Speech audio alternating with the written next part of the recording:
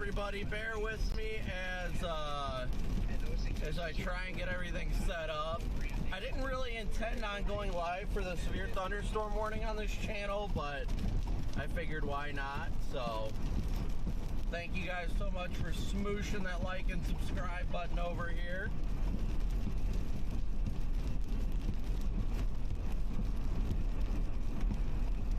We'll only be running this stream with audio for a short period of time, because it's just as we're going through this severe warning, it's going to turn into a audio-less road trip stream at some point. But figured since there's a severe thunderstorm warning we're going to be driving through, that we might as well throw the stream up right now while we're heading in that direction real quick. So why not? What's it gonna hurt, right?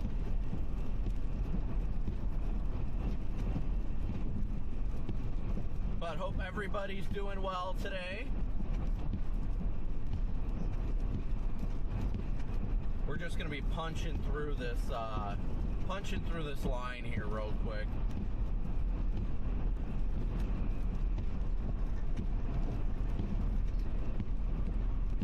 Rapidly. Hopefully we can get some lightning. That'd be nice.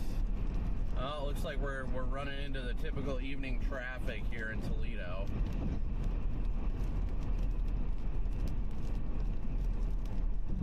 Yeah, I mean, this isn't really going to be a chasing stream, so apparently I never changed the title. I thought I changed the title, but apparently I didn't, but I am not complaining about that. We are just road tripping on the way. Why cut the audio? Because I can't stream everything. Well, sure, we'll keep the audio and all that running while we're driving, but I can't listen to music or anything like that if I've got audio running.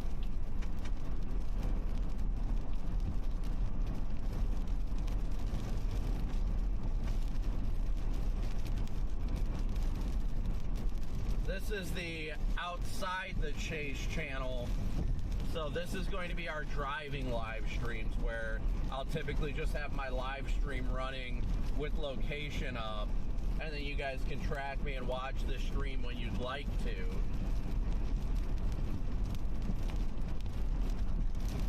So let me share this. Oh, apparently I did change the title. Never mind.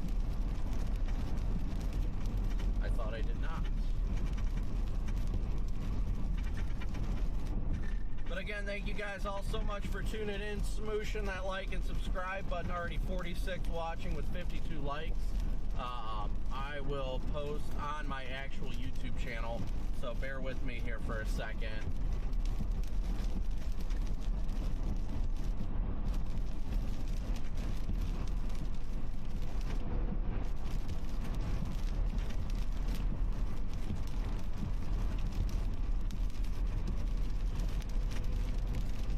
Bear with me here, guys. Bear with me.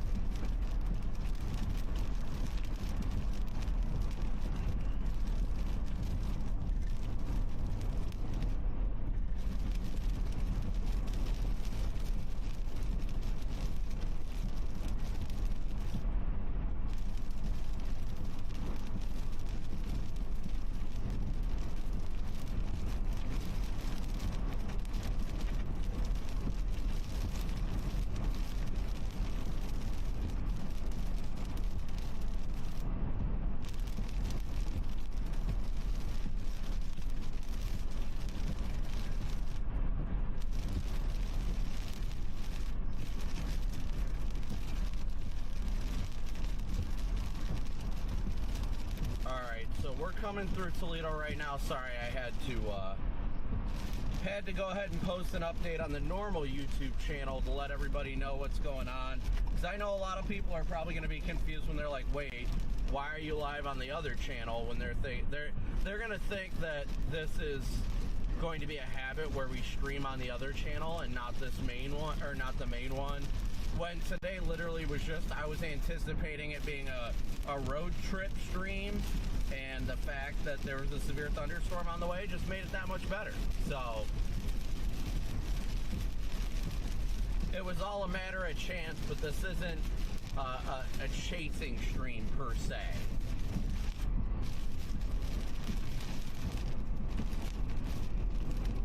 Ooh, here comes the wind. Well, let me get chat back up here real quick.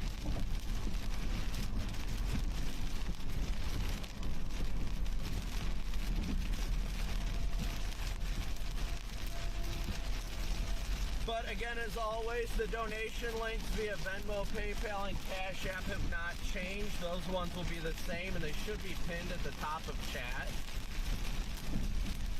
For those of you that would like to donate. If not, we are just grateful for everybody tuning in, smooshing that like and subscribe button. Pop chat out here.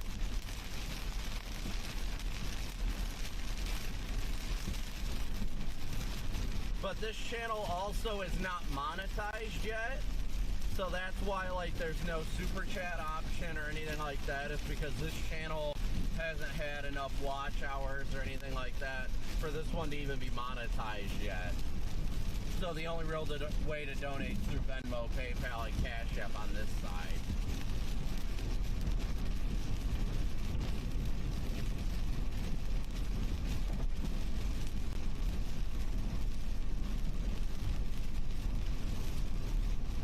But again, thank you guys all so much for tuning in. I'm going to hop in chat here in a second because I've just been trying to set everything up with this secondary channel stream and all that. So, but hopefully everybody's doing well today. Yeah, here's to hoping for some zappy boys. I agree. I might actually just have us go straight south. That line is just right ahead of us. So I'm kind of tempted to just drive into the line real quick. I don't think it'd hurt. Slow us down a little bit, maybe, but I think it'd be worth it. What do you guys think? Go straight through the line? I think so. Maybe it'll be a little bit of a delay, but I think it'll be worth it. You're Alan Reed, left the Shannon on the radar now, too.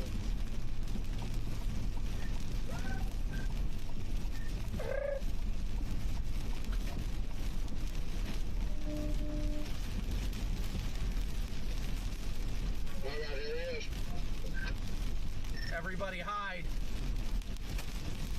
Yes, Thursday definitely looks like the slow down and just wait for me to get there. So where are you guys at today, Jordan? I'm targeting the Texas Panhandle. I think it's going to be a landfoul city over here. Nice. Well, good luck. I was going to chase today, but I'm not. I'm making my way towards Oklahoma. You and me both. Good afternoon, Gothic. Yeah, I sat around till about 3 and then decided to leave, so. Yeah, I fired up a stream on my secondary channel because I'm in a severe thunderstorm warning now, which is funny, but this isn't a chase. I'm literally just catching these storms on my way out. Dang, you're in a warning? Well, that's an accomplishment today. I'm not. I'm on the road too in Alabama. Yeah, I think I'm going to try to get to like Joplin or something tonight. This is where me, Corey, and Redman are staying. Sounds about right for everyone then. How's the new Tahoe treating you, Jaden? Ginger, Heather, Bill, Tara, Thomas, good to see you guys. I only had to fill up twice from home to the coast of Florida, and that in itself is just absolutely incredible. But aside from that, yeah, I love it. I love the extra room. I love the better gas. This thing does do better highway miles anyways than any of my Explorers ever have. By about oh, here comes the wind. Miles, so. Here comes the wind, my goodness.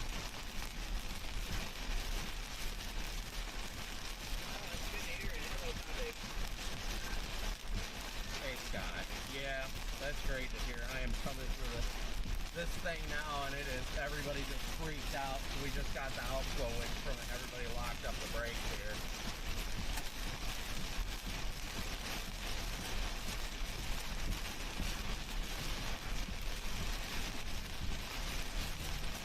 Mostly sunny and 81 here.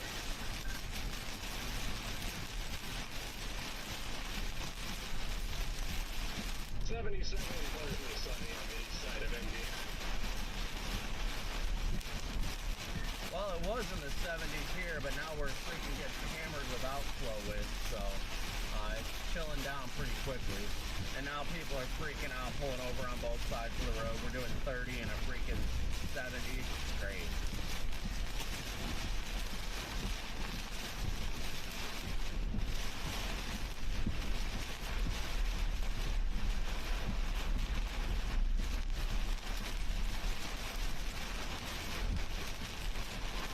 Jordan, I might drop some followers.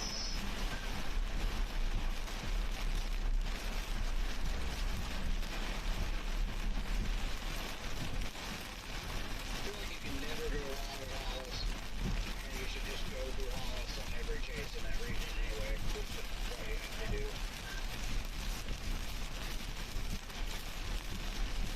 I know, right? Yeah, well, I'd like to see the boundary slowing down. It looks like These winds are getting pretty strong up here.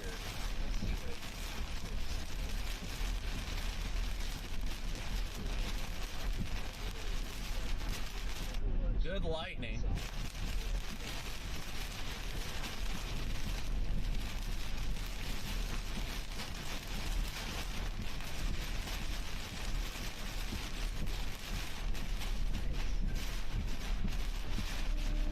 No.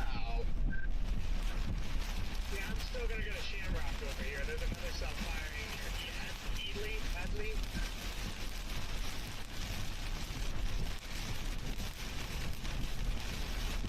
Yeah, I see that. I didn't know if the boundaries was still out here this afternoon. I don't know, I hadn't looked at that.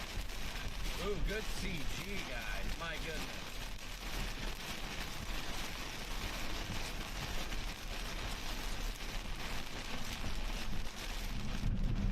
Everybody's just freaking out right now. Yeah, I see that cell popping up over by Headley. Yeah, it's Headley, Texas.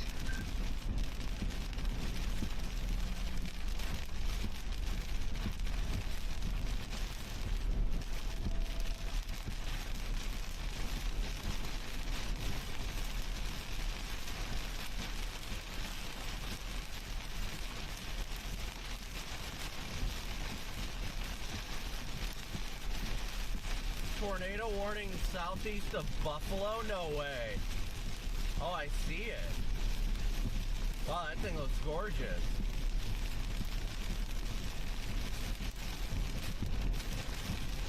Low audio. Should be fine. Is that any better?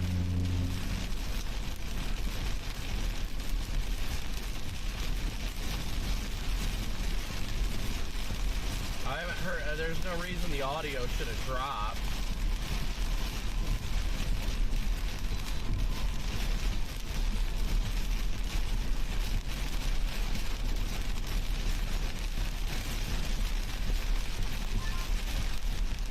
I already want to turn around and go home. Well, I'm driving through the core of this thing right now and people are just freaking out. Well, I'm trying here. People are driving like fucking idiots.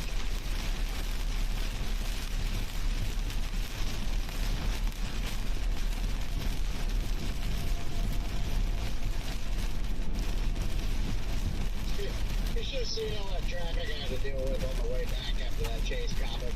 It was worth it at first, like, you know, just experiencing the wind bang.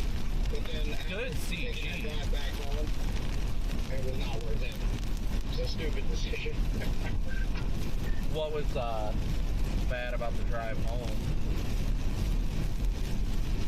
The traffic was just absolutely ridiculous, like astoundingly ridiculous. Just awful. And traffic backups and construction everywhere. just worst I've ever seen in my career. Interesting.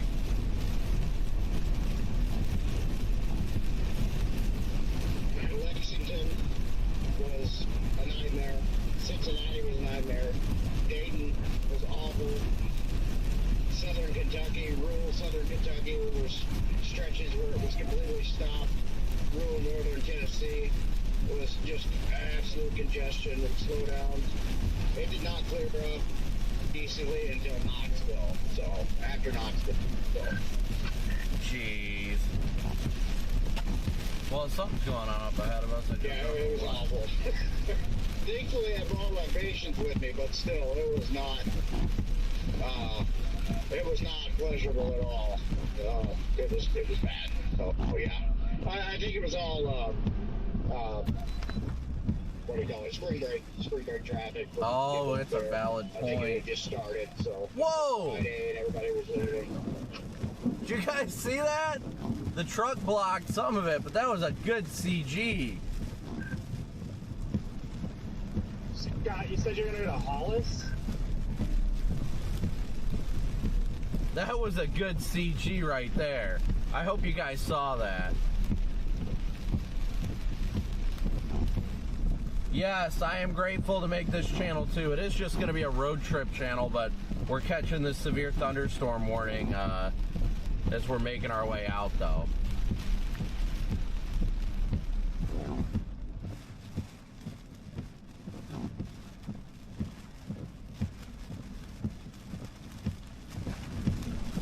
Whiskey, I need you for my audio problems. Thank you.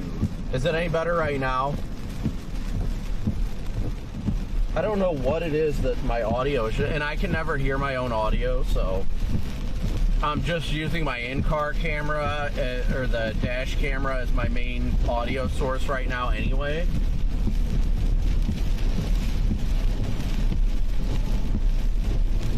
Is that any better? I've got gain at 6 dB.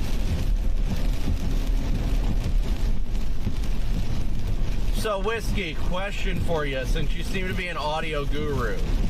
When it comes to increasing the audio, when I don't want to have that like staticky sound when the gain is too high, what is my best bet? Should I increase the audio coming out of the YOLO box itself or from the source itself? Should I be increasing the audio volume on the input or the output?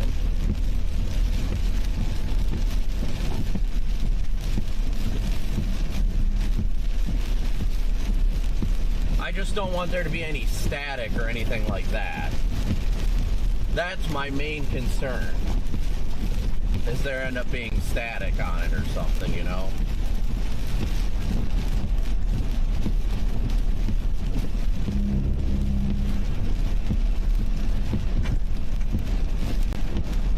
And again, thank you guys all so much for tuning in today and absolutely smooshing that like and subscribe button.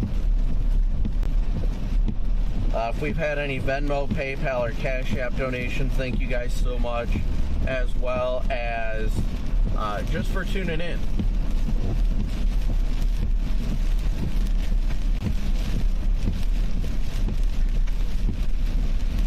So the static is clipping from the audio output being too much, meaning from my streaming device to like my internet, correct?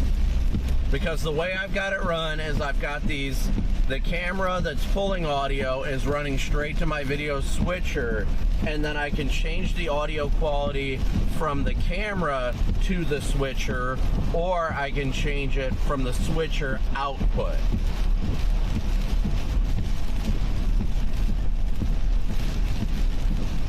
Oops, that's not what I planned to do. Daniel just got pinned. I gotta add everybody as moderators.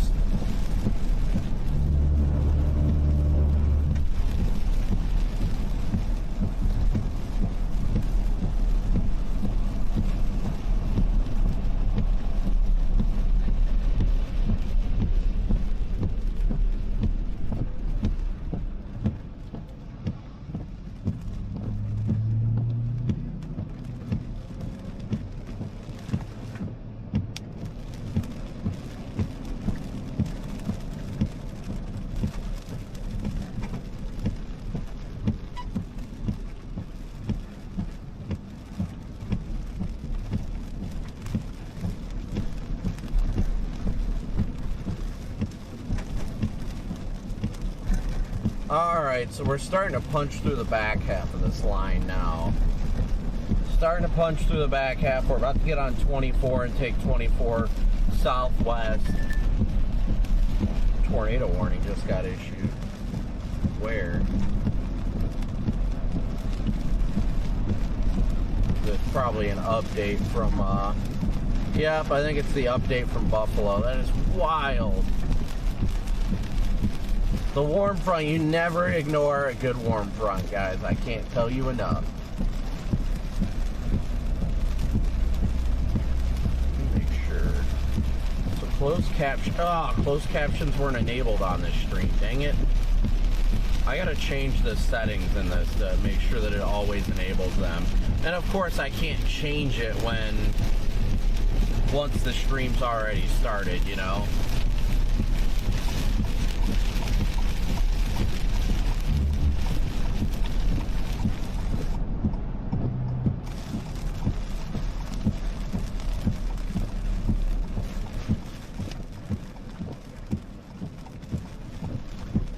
But again, thank you guys so much. I think it's everybody kind of popping in from the other channel, the main channel. We got 281 watching right now with 192 likes. So please be sure, you guys, to keep smooshing that like button.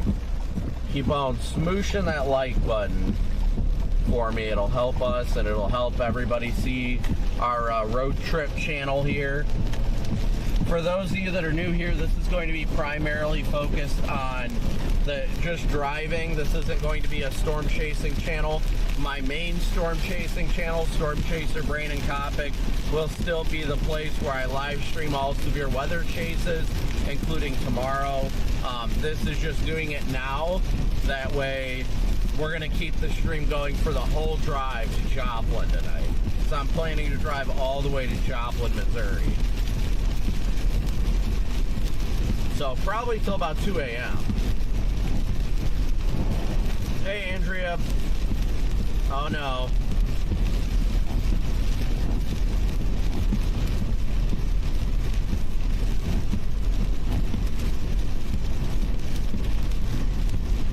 Oh, I forgot Nightbot's settings are a lot more vicious on this.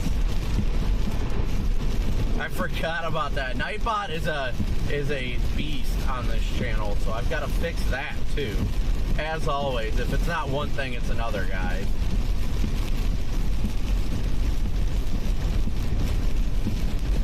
Let me go through and see if it...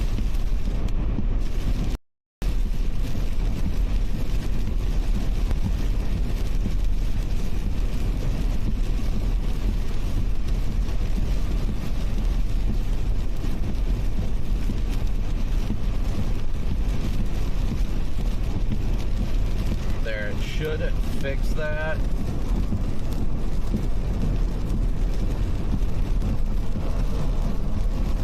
That should change that now that I fixed that.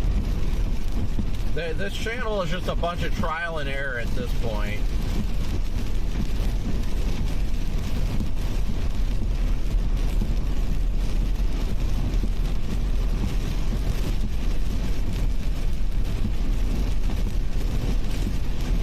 JD, happy birthday!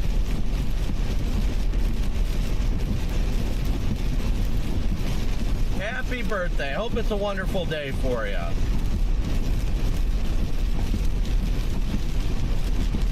The kids and Valerie are doing great. The timing of me having to leave kind of sucked, but it's also cool because I'm going to chase tomorrow, Thursday, and Friday, and then I should be able to drive out to Arizona to spend some of spring break with them.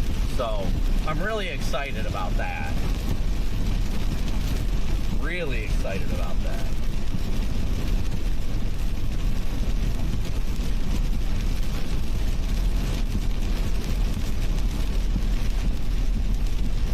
Tom, good to see you. Hey, Heather. Nightwolf, good to see you. Your birthday, your wife's birthday is Sunday. That's awesome. Well, happy early birthday to her. Wait, what did I... Okay, I had to make sure I had my wallet. I was sweating for a sec.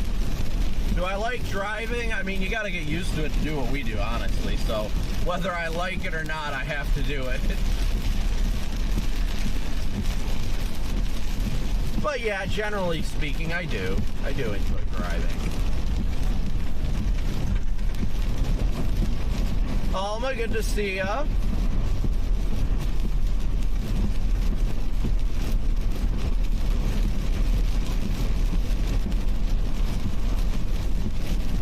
We're starting to punch out of the backside of this, so that's nice.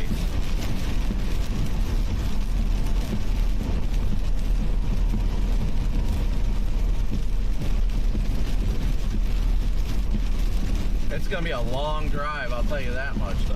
It's gonna be a long trip, big long. Do. Lightning over sandy stone. PDS Zappy Boys. But we got 300 watching with 236 likes, so keep smooshing that like button for me, guys. Thank you so much for tuning in. You gotta listen to my singing. Over sandy stone. Doo-doo. Maybe I'll start listening to music like with headphones.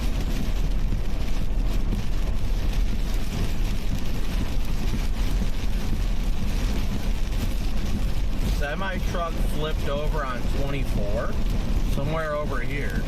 Weird. Like right over here. Like we're gonna be passing it soon.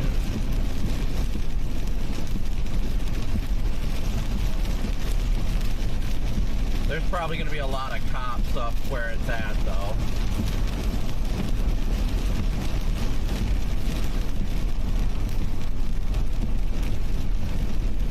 Somebody measured a 68.3 mile an hour wind gust.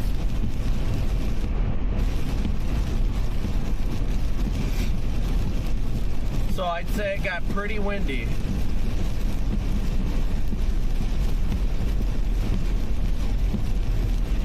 I think I see all the ambulance lights and police lights up ahead. I think it's on the other side of the highway where the truck flipped.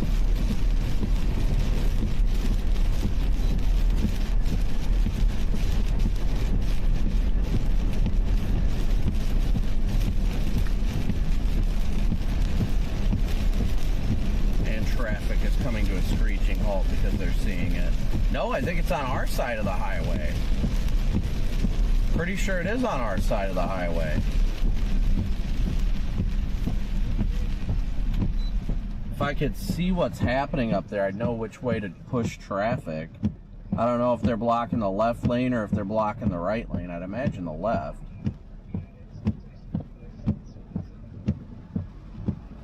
We'll see up here in a second.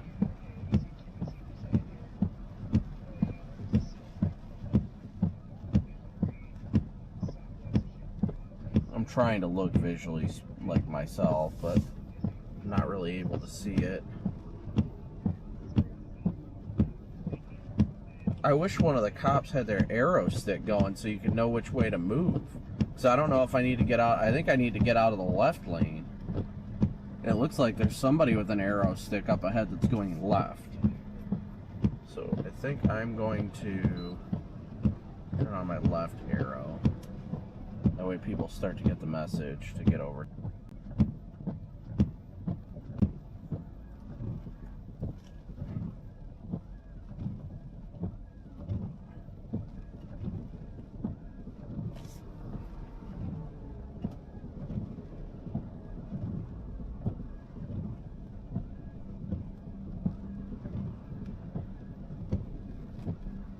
Chippy, good to see ya. Good to see everybody. Yeah, it's a mix. I listen to a lot of country, but it's also a mix of that and like my worship music especially.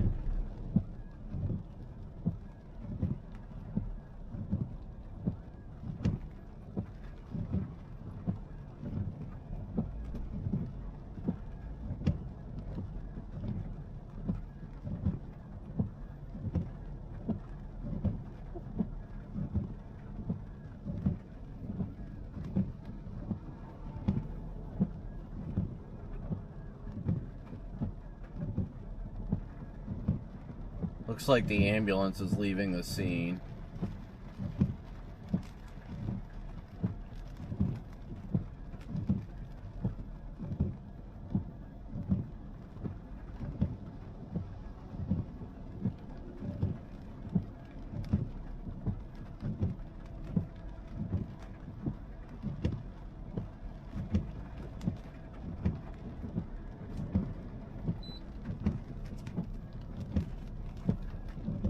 Okay, I can't tell which way people are supposed to be getting over. Is it to the right or to the left?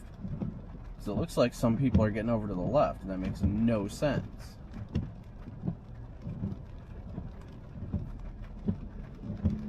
Well, we'll find out once we get up here. I think that's what's slowing everything down, is that everybody is so freaking confused right now. See, I'm seeing the semi-truck up ahead with their right turn signal on.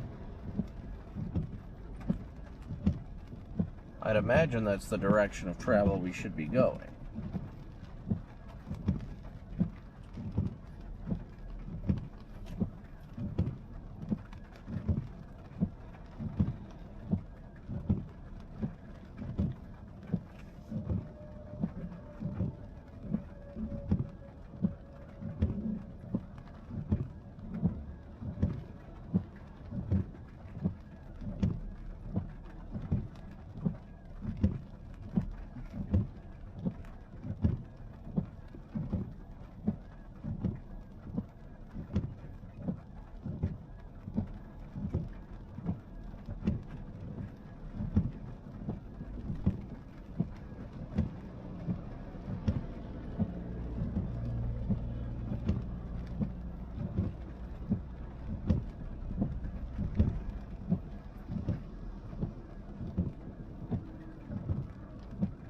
I can't tell what's going on up here. It does look like everybody's getting pushed off to the right, though.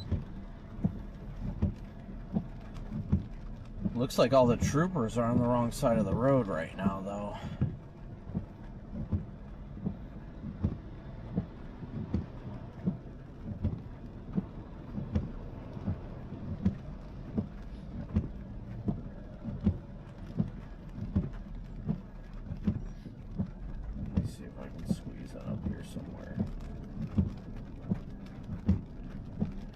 Oh yeah, he's flipped in the median, but at least that's good news. It's the median.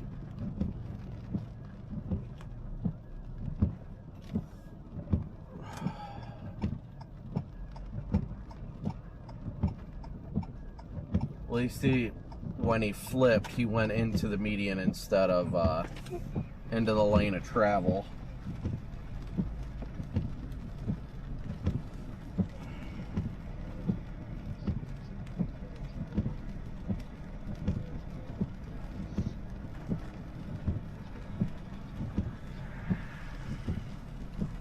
Man, he went way into the median.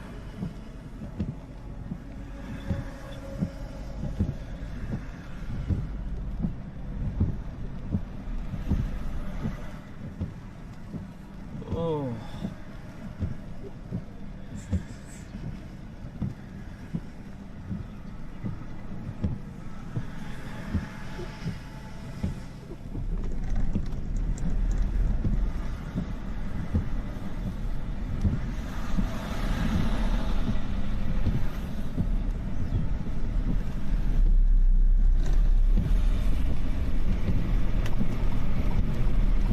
Well,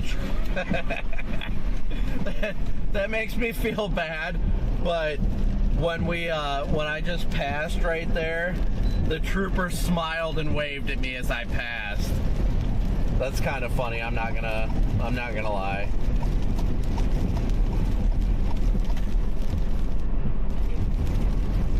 Basically, the only one that's too bad guy would be Illinois, I guess. Just this stretch from here to like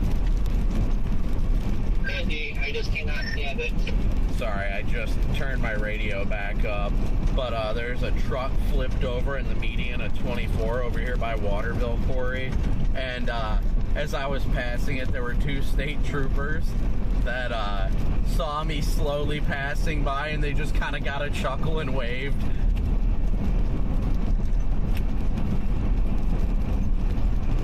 Hey Nicole, good to see ya. Yeah, I just had a state trooper in the median wave at me. Somebody blow over from wind, or he just wiped out? No, it was definitely from wind. He got blown straight into the median. And there was a report just to my southeast of a measured gust of 68.3 miles an hour.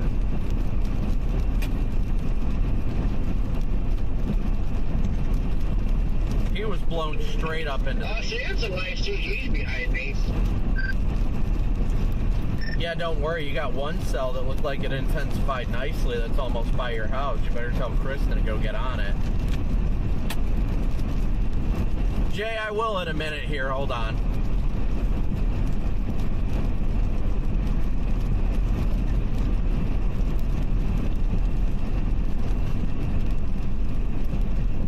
It only did that because I left. Yeah, it's typically how that works.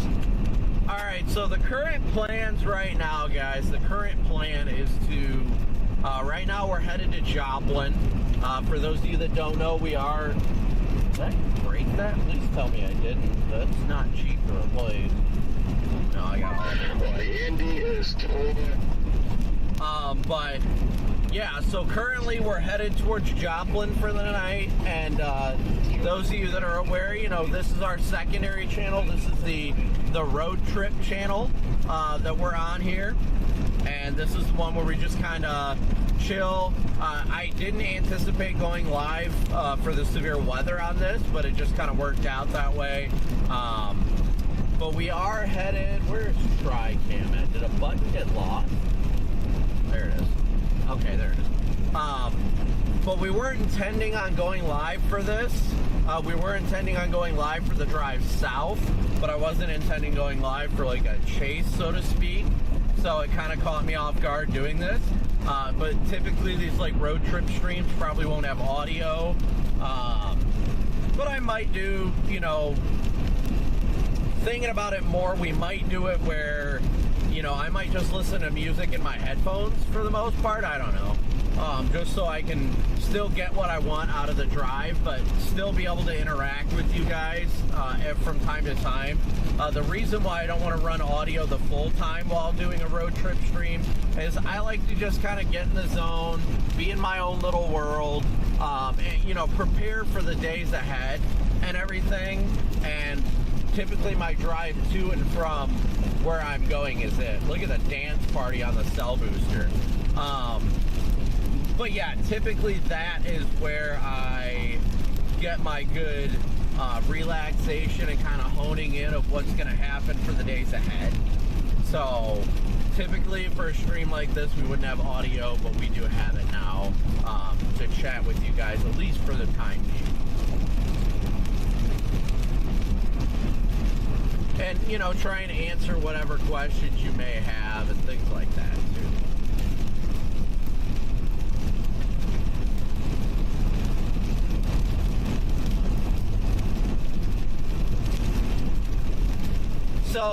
So for those that are, like, confused about it, this is the road trip channel. So right now we're live streaming the severe weather and all that.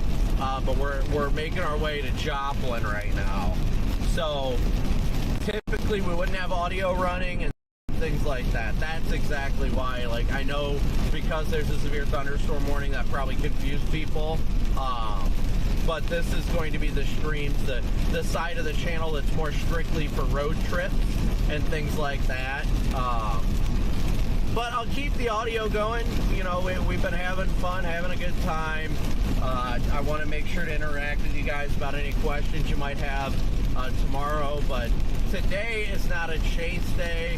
Today we're traveling from Toledo to Joplin to position for tomorrow's enhanced risk. So we're making our way towards our target area for tomorrow. And this is typically and supposed to be a road trip stream, but it just so happened we were intercepting severe storms on the way.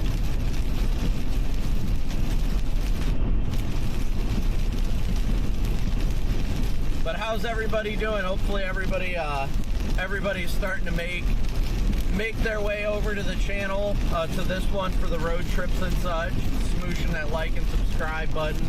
This was a very much warranted channel. A lot of people are saying, like, please, can we get more on this channel? Can we get road trip streams and stuff like that? Because I can't go live on my other channel for non-chasing stuff because it'll hurt me in the algorithm.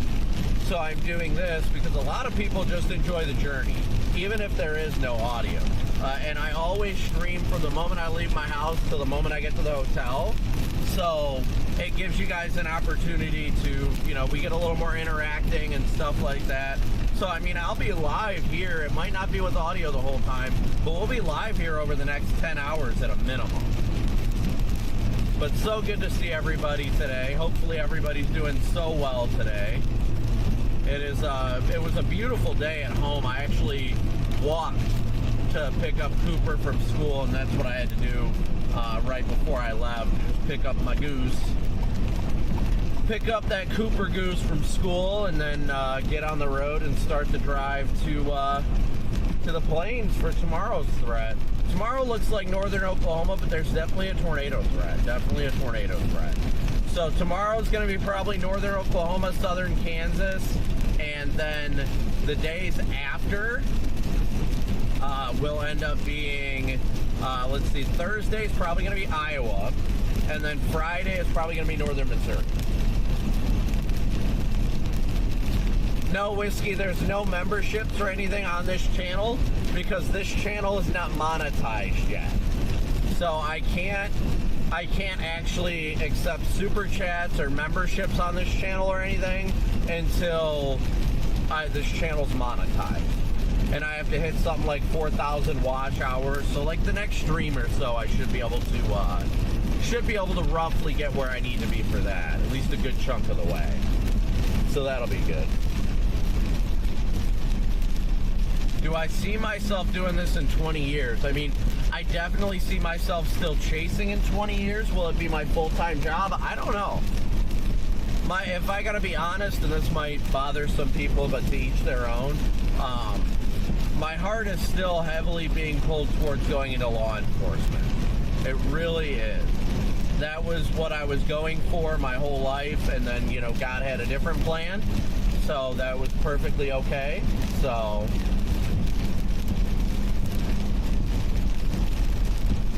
but yeah, I hope so. I'm going to keep doing whatever it is God calls me and puts on my heart. This is like the best opportunity to help people. I love having opportunities to help people. Hey, Kevin, good to see ya. Ginger, Tara, Bill, Star, Whiskey, Tracy, Chippy, Nightwolf, Autumn, good to see you guys. T-Tucker, Kaivala.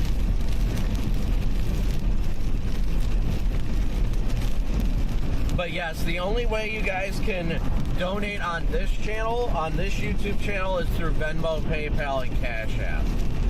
This channel is not monetized right now, so I don't get ad revenue or anything like that. So this channel, at least for the time being, is straight up me streaming out of the goodness of my heart. Hey Nick, good to see ya. Doing good though.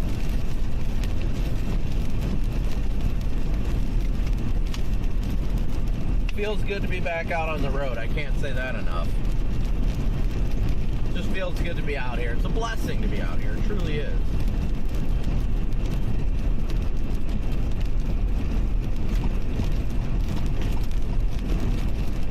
But I'm excited for the days to come. Like, we got 3. Hey, Sue, good to see you. Glad to see you made it over here. Nessie, good to see you made it as well. April. Yeah, the next couple days definitely look like they're going to be quite active. And I'm excited. I don't think there's slam dunk tornado setups by any means, but I think it's definitely there. Yes, Becky, this channel is made for, this is a road trip channel. Specifically for road trips. While we were catching a severe thunderstorm warning, this is more specifically a road trip channel, which now I can change the title.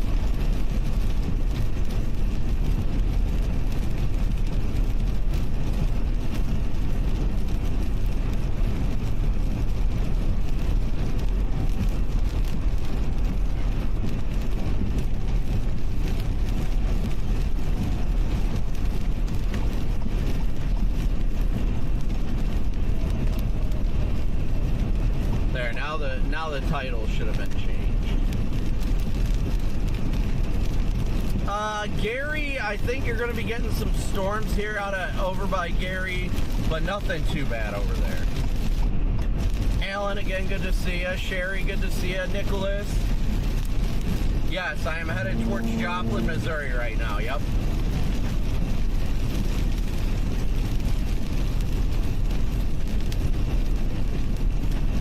Headed towards Joplin. I think, personally, that's probably going to be where I end up for the night.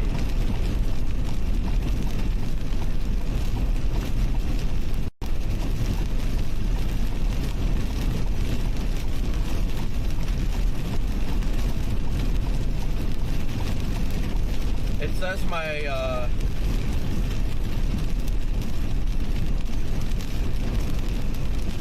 my ETA right now is 3:13 to Joplin. That seems a little high.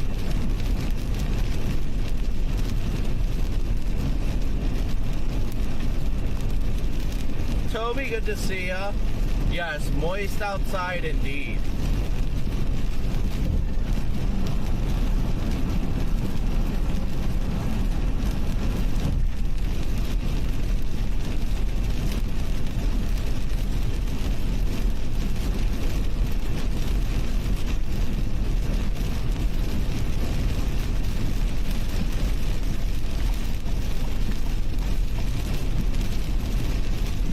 Nothing much going on in Gary, I wouldn't say.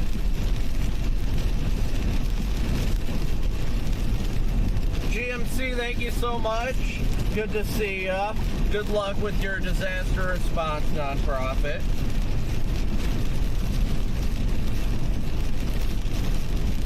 Yes, everybody, please be sure to smoosh that like and subscribe button.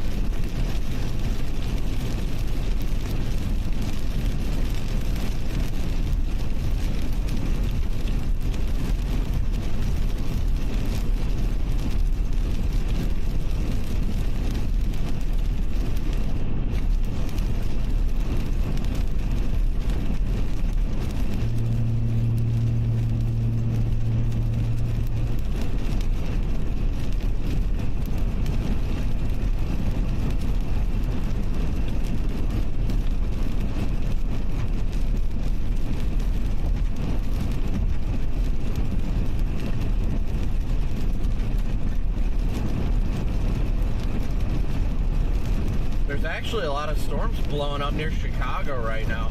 I'm hoping that it stays nice out though. You know what, I think I'm gonna stop at this Love's here that I love stopping at, no pun intended. Hey Allison, Caleb, good to see ya. Mario, good to see ya. I think I'm gonna swing in here and top off real quick.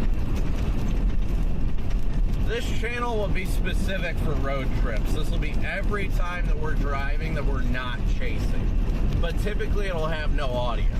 The reason why we have audio right now is just because of the fact that I was going through a storm and figured why not.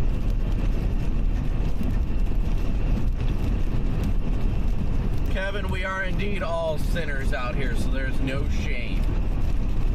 It is just important to repent. But thank you, Kevin. Appreciate you as always, my friend.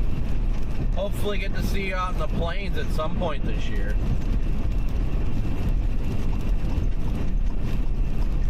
Yeah, I'll run into this Love's here real fast and top off. Yeah, these gas prices ain't gonna be any joke going back out to the plains.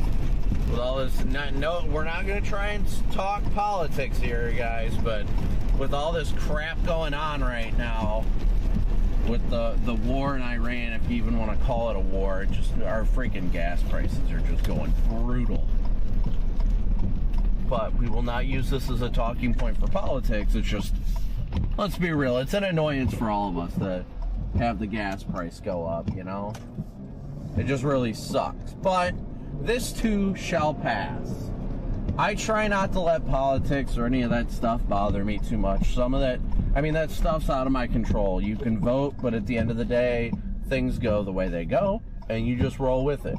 Whether you're a liberal, a conservative, whatever it is, I hope you guys all know here that I don't care about anybody's political preferences here. I could care less. I will treat everybody equally and fairly, and I love you all. We just don't talk politics here. But this isn't a place for politics anyway, let's be real. This is a place where we should be interacting and having a good time and just, you know, enjoying each other's company. At least in my opinion. But I am going to top off here real quick and run inside and grab me some drinky drinks. So I'll be right back here in just a few minutes. It won't take long. But we will go ahead and do the auto switch. The auto scene switching now. So I will be right back, guys.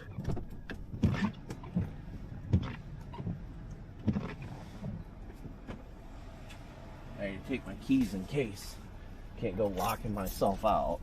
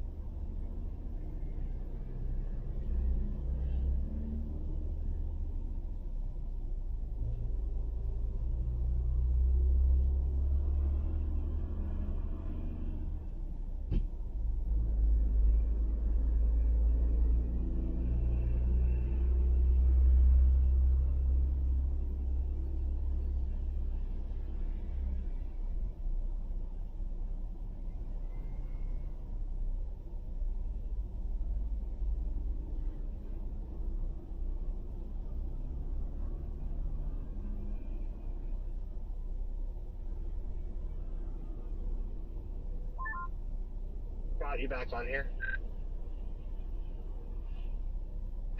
Back on 2.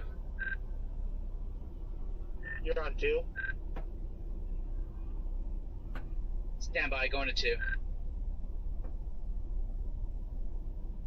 Okay.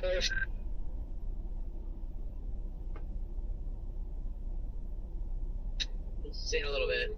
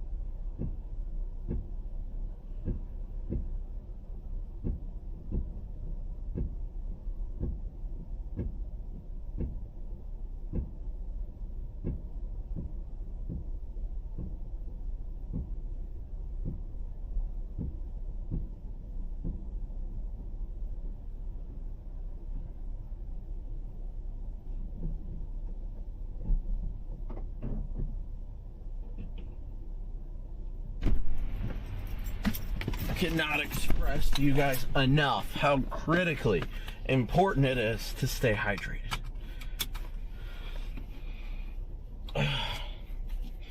Always stay hydrated. Never stop hydrating. Alright, where is my charging cable for that? Alright, we'll be getting rolling here in a second, guys. I had a nice big, I think it says it's a 32 pack. 32 pack of water. That's what I love about Love's, is they got these 32 packs, and my goodness, they're incredible. They last for a long time. A long, long time. Alright, let's get rolling. Turn off auto switch.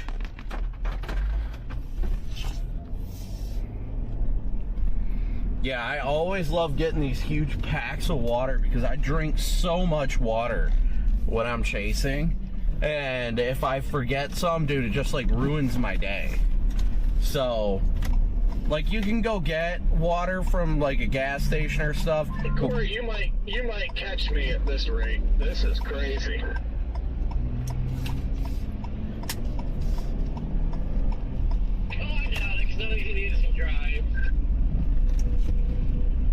Where's everybody at? A parking lot party in downtown Indy. That's where I am. He's not doing too bad. Decatur, Alabama. Made it through high school and west of I-65. Well, I am in the grand old Napoleon, Ohio, at our favorite Loves, Corey.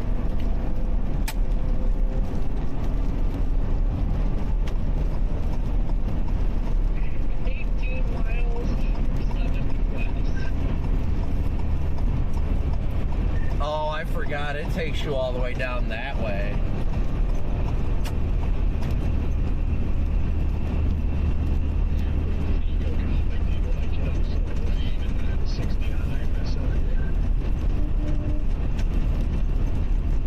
Yeah. It takes me down 24 out of Toledo to Fort Wayne and then 69 down. Also, for those of you that weren't aware, I am streaming right now. I will be streaming the whole drive, but I'll probably cut the audio at some point.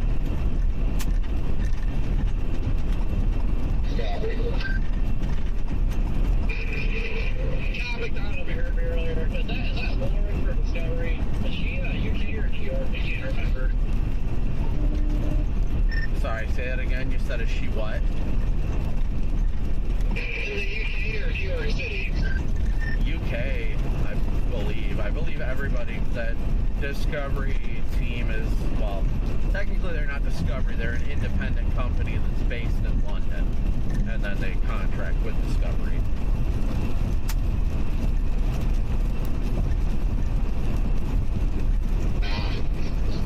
Hello everybody on the stream, by the way. Why do you ask?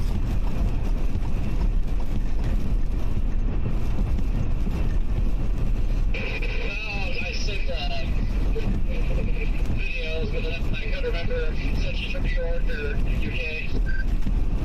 Well, it was the archive guy who emailed me asking about my kinky stuff, and I thought he was asking for like the next episode of this, or not next episode, but potentially a following season of the stuff that was just shot, but he said it's for Into the Eye of the Storm. They just want to start planting and stuff now. That way they can better prepare when they do start, like, because they know they're going to make something out of kinky.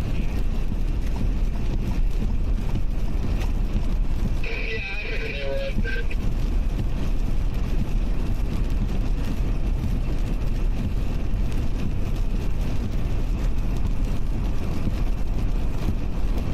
I'm officially a member of the Light Club. What do you think about that, Cobbett? You've wanted it for a long time. It's been a long time coming. You need more lights, but you are a good member of the club now, at least. I'm not going to disagree. I wouldn't mind having a few more just up top, like you were talking about, but yeah, it's just cool having some.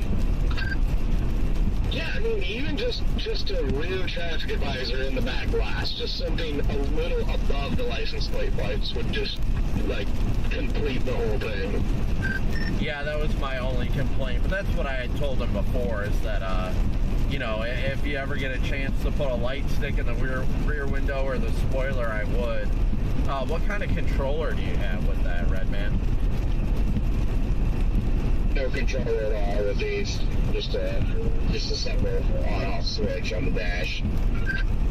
Oh, I guess that's easy enough. I was gonna say, Redman, I got spoiler lights. I'll cut you a deal on. Yeah. Yeah.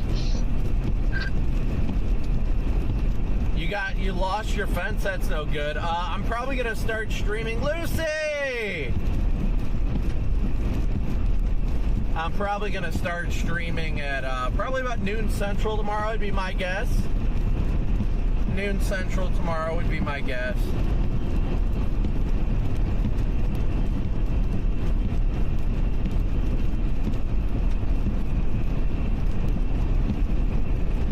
Yeah, I'm glad you at least got some lights, but that was my only complaint that I told you, is I just like to see something higher up too.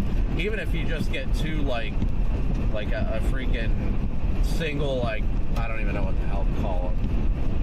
Not license plate lights, but whatever.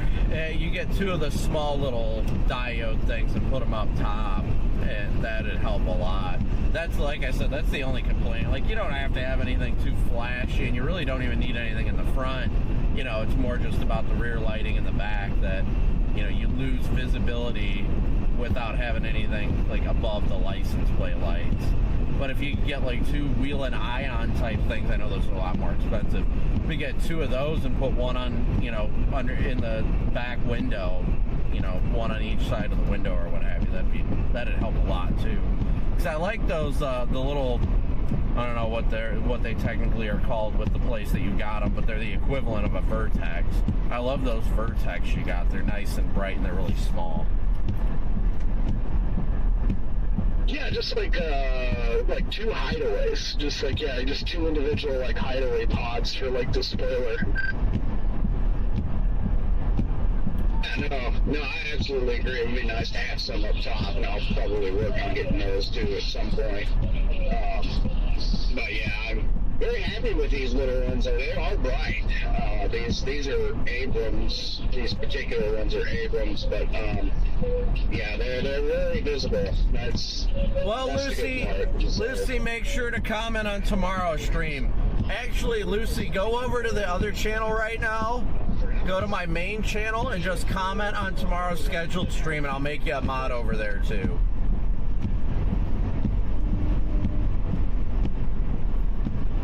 Yeah, it's definitely good just to have lights in general, but yeah, I'm not gonna lie, for Jaden, you probably know this as much as I do, but I've been seeing all of those wheel-in sync videos, and they're like V2V or whatever they call it, where, you know, it'll sync when you're with another vehicle that has sync, and I want it so bad. So bad. The urge to have sync is just, every time my TikTok is loaded, you know, with cop light videos and stuff, and every time I see the wheel-in core sync, dude, the socks, they come off right away. That's what I'll say. That's what I was gonna hit, because I didn't want to pay for it. Honestly, with my next vehicle, I might not even go like full, like, I mean, I gotta figure out what I'm gonna do with lights for like extra brake lights and stuff, but I might even just go basic with some ions. Those ions are expensive, but dude, just two of those are so incredibly bright. Yeah, I definitely want to go with a wheel-in core setup one of these days. I mean, it's going to happen one of these days. Just got to keep grinding out here, and it will. But I got to say, I love my light stick in the rear glass. It's got some incredible patterns, though. So, I mean, I'm happy. I'm happy with this. I like it a lot better than my roof bar. Yeah, I mean, I definitely don't blame you there. I've still got, which is info for you, Redman, but it doesn't really, I mean, yeah.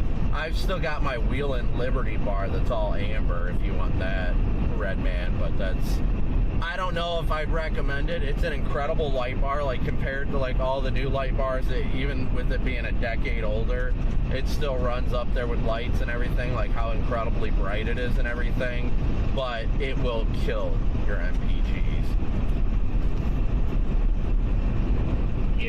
Yeah, I'll probably, I had kind of wanted a bar, but now I'm kind of turned away from it for now. I kind of like the real discreet kind of undercover look to it. Yeah, I can't wait to see how these look at night. Like, I know they're going to be really bright, but, like, they're pretty bright in the daytime, so I'm just excited to see what they look like. Yeah, and like I said, if we can just get, like, 2 lights in your rear window on L brackets, that would be so, like, so great and so simple. And honestly, whatever lights we would do to throw in those windows, we could just tap them directly into the wire that you have running from your license plate light. That way it's just your simple on and off switch. And we could still tap them into your brakes and stuff too. Yeah, that would be good. Also, on that topic of more lights, I'm not done with this setup comic because I finally have running boards on the Tahoe that actually look really good. So I'm going to do running board lights because it just has to happen. Well, I mean, if you want some, I would sell you the ones from my other Explorer dirt cheap. Are they amber? They are Phoenix Quantum, all 5 colors. Okay, would those be able to be tied into my STL controller or no? Yeah, I mean, all you'd have to do is either use the auxiliary, because I'm sure the STL controller has an auxiliary button. Either use your auxiliary button or just tap it directly into a wire that is specific for like the lights. Like whenever your light bar is activated, whenever your light bar has power, then you can just run a hot wire directly to that wire as well. Does your STL controller have another, like, an additional plug-in? It doesn't, but it has the aux wires for the aux button, so like it already has 2 aux leads, that are just dead-ended right now that you can plumb into, but it doesn't have like an additional slot to like plug into. It just has, like aux wires already built in, just ready to go. Yeah, I mean, the aux wires themselves, I'm sure would work more than well enough. Because those things, man, I want to say it was like $1,600 for the pair, which they're not perfect. They're far from perfect. I'd sell them for probably less than half the price, if I'm going to be honest. But 2 of them on one side don't work. The 2 of the Phoenix modules aren't working. So before I'd even consider it, I need to figure out what that is, because I've got spare Phoenix modules to replace it if I need to, but I want to check that out, because I wouldn't want to sell you something that's defective. But the Phoenix running board lights were incredible. The only reason I didn't put them on this vehicle was because when I did it on my other Explorer, it made it incredibly difficult to jack up the car because they were mounted to the pinch welds, so I couldn't get to my pinch welds. Oh, okay, yeah, see, that makes sense. But like with your situation, you could mount them literally on your running board where it wouldn't cause issues. Hey, Alina, good to see you as well. These surface winds are ripping down here in Alabama today. Yeah, and then that was my thing coming on to why I never did them on any of my Explorers, was just because, like, all right, guys, give me a sec here. Mounting positions, and then, yeah, like, if you had to change a tire, it makes it rough and everything. But, yeah, like, now that I actually have running boards, I'm like, oh, yeah, it is happening. But, like, honestly, right now, I just, I'm content with STL because I can do so much more. Like, I can put so many more lights on for half the costs, right? Like, that's kind of my thing with it, because I mean, there's still category 1 lights, like, they're still bright enough. Like, yes, I know I just missed my freaking turn. I know they're not the best, but I have a lot of wiggle room to add things that I like that I wouldn't be able to if I went with like a more expensive brand, I guess. Well, I mean, personally, for me, the only thing I don't like about STL, it's not even necessarily like it's not that they aren't as bright. The reason why it isn't bright is because they use, or isn't as bright, or doesn't seem as bright, is because they use those TIR optics, and those TIRs are very focused with the way they push light. It's like a 60-degree angle optic instead of the wider angle. Yeah, that makes sense. But I do actually, I'll have to go check. I don't know if I threw them out or not. But I'm pretty sure that I still have two grill lights, amber grill lights, that dualed amber and white from Speed Tech Lights, if you'd want those. And I don't know if you do anything with them or not, but, you know, even if you didn't want to put in a freaking, if you didn't want to do anything with a freaking running board light or something like that for the time being, you can do what I do and just get 2 L brackets and put them in the back corner window.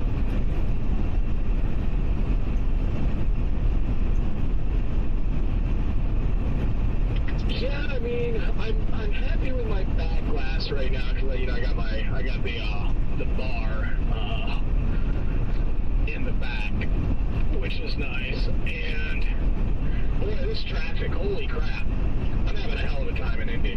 Maybe my worst ever. But yeah, I'm happy with the back glass. I just want to do a couple of surface mounts down by the license plate, and then running board lights, and then I'm happy with the back.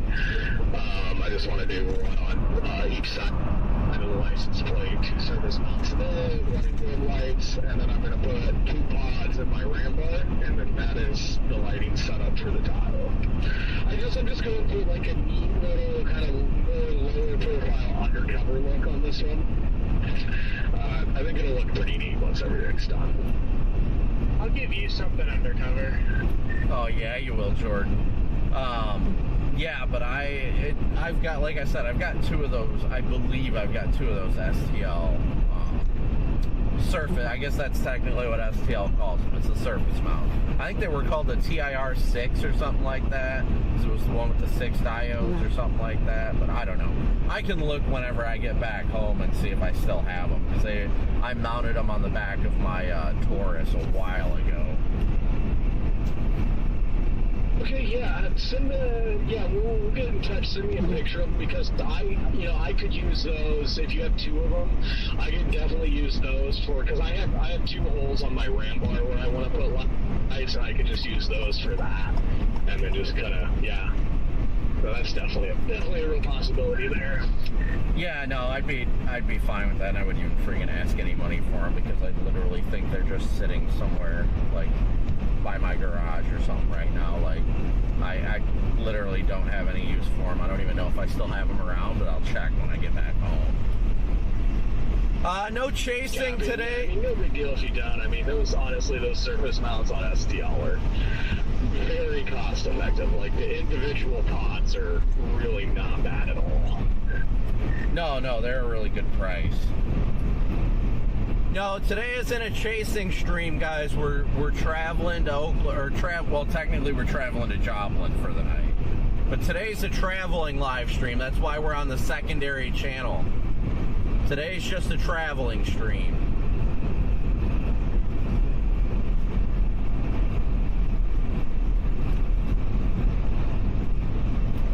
Yeah, but I mean, I'm sure that we can figure it out and stuff.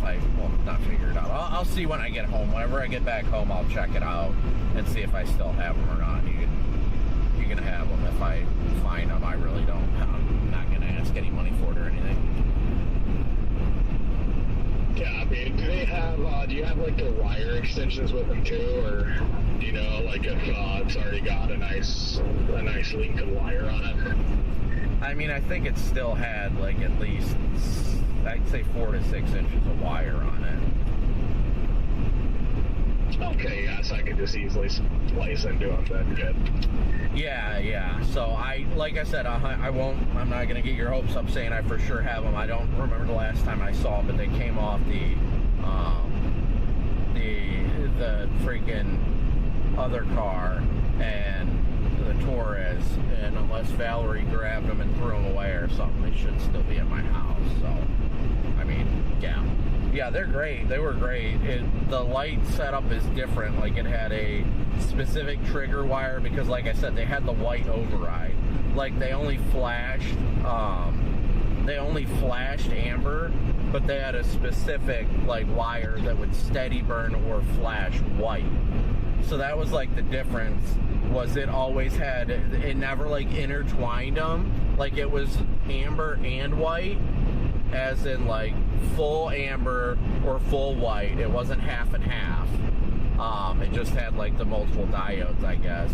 But the trigger wires was either flashing amber or flashing white or steady burn, so on and so forth.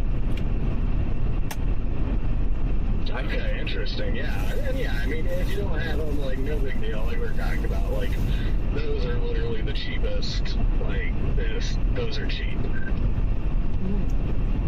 Oh yeah. They're great.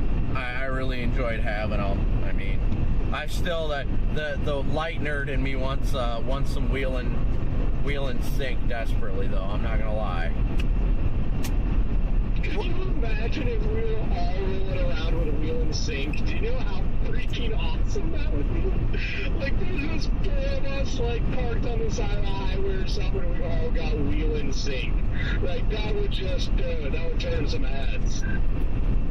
Dude, I just love, like, the pulse and, like, the slow flash it has. Like, especially, you see it the most from, at least from what I've seen, the Wisconsin Highway Patrol, or whatever they call them, the troopers out there, State Patrol, they're all wheeling, and I just love it so much. Just the slow flash when they stop and put the car in park, and I'm just like, how nice would that be? Like, I love my lights already, but how nice would it be to have it, like, wired up for parking and all that? That way, as soon as you stop, the pattern slows down, it's smooth.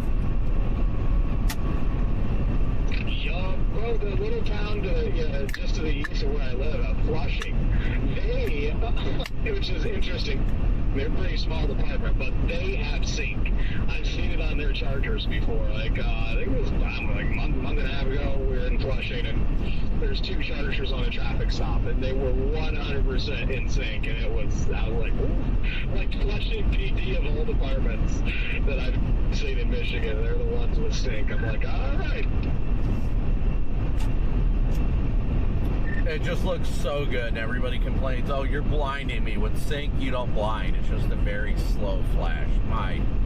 My goodness, does that excite me just talking about it. Right? I know.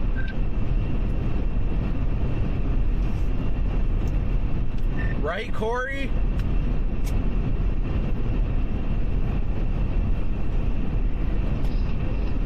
I'm already considering turning around and going back home.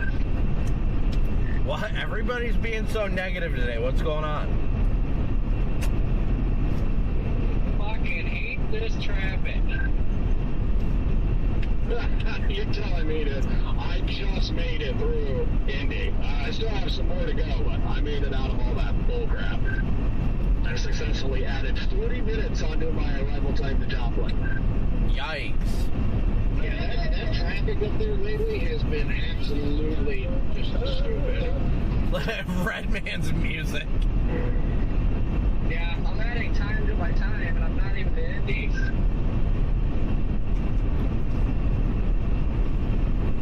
Yeah, I bet the time on your map is also accounting for all the bullcrap that I just endured, because that was a very long stretch of misery. Where's everybody watching today? Where's everybody watching from on this? Amber, good to see ya. No, it doesn't. I use a Garmin. But I don't know what the deal is with semis and Joplin today, but it is exceptionally worse than normal. Exceptionally worse than normal, he says.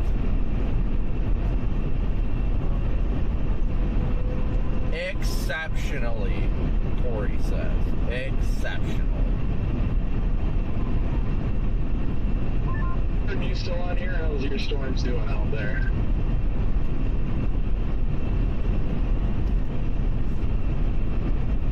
I wonder if they switched over to a different tag channel or something. Yeah, they did go over to 2 earlier, but then he broke in for a second. Yeah, that's what I was gonna say. Yeah, they went to 2 and then he came back, so I thought maybe they were just back for a while or something.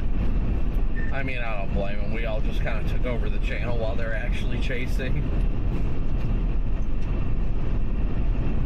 Well, technically, me, Redman, and Corey were on here before they were, so it's our channel, damn it. Valid. Even if we're not doing anything productive. It's my channel and I'll use it when I need it. Oh boy. When you sent that picture of Miss Rachel in the group chat, like, I instantly heard. I saw it, and all I hear in my head is, hop the bunny, hop, hop, hop. It was funnier about it, is like you said it, and I'm sure you and I are the only ones that even understand that picture. Like, everybody else is probably like, what the freak is that? Wait, which picture were you talking about? You sent that picture in the group chat, the Miss Rachel show. Oh, yeah, you said Rachel, and I thought you were talking about, like, your Rachel. I was like, what are you talking about?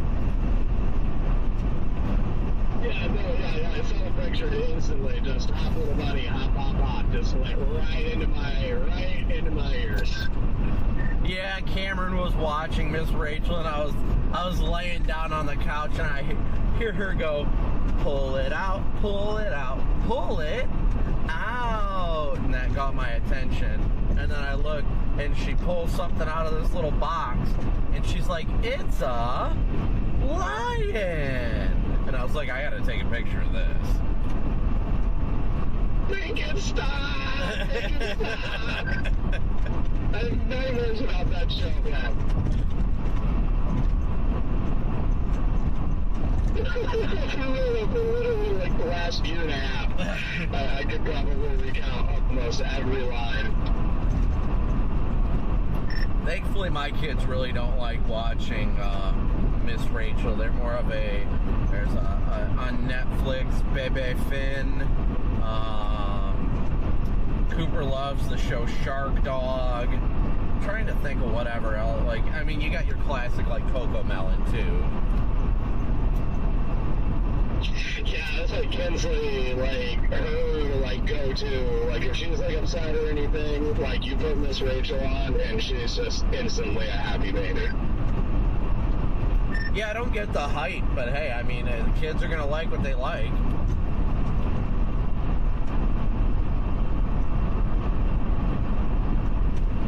Right?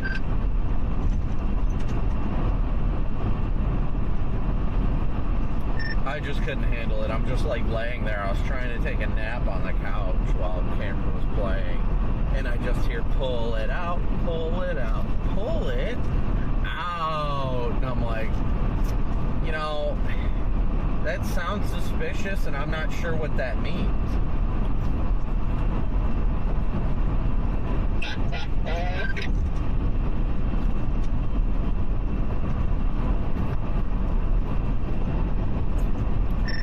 Oh, and it's official that my testosterone is definitely working now. I'll say that much. Hey, congrats. It's good and it's bad at the same time. Yeah, I bet, especially when you watch those wheel and sync videos. No, that definitely helps ease the pressure, that's for sure.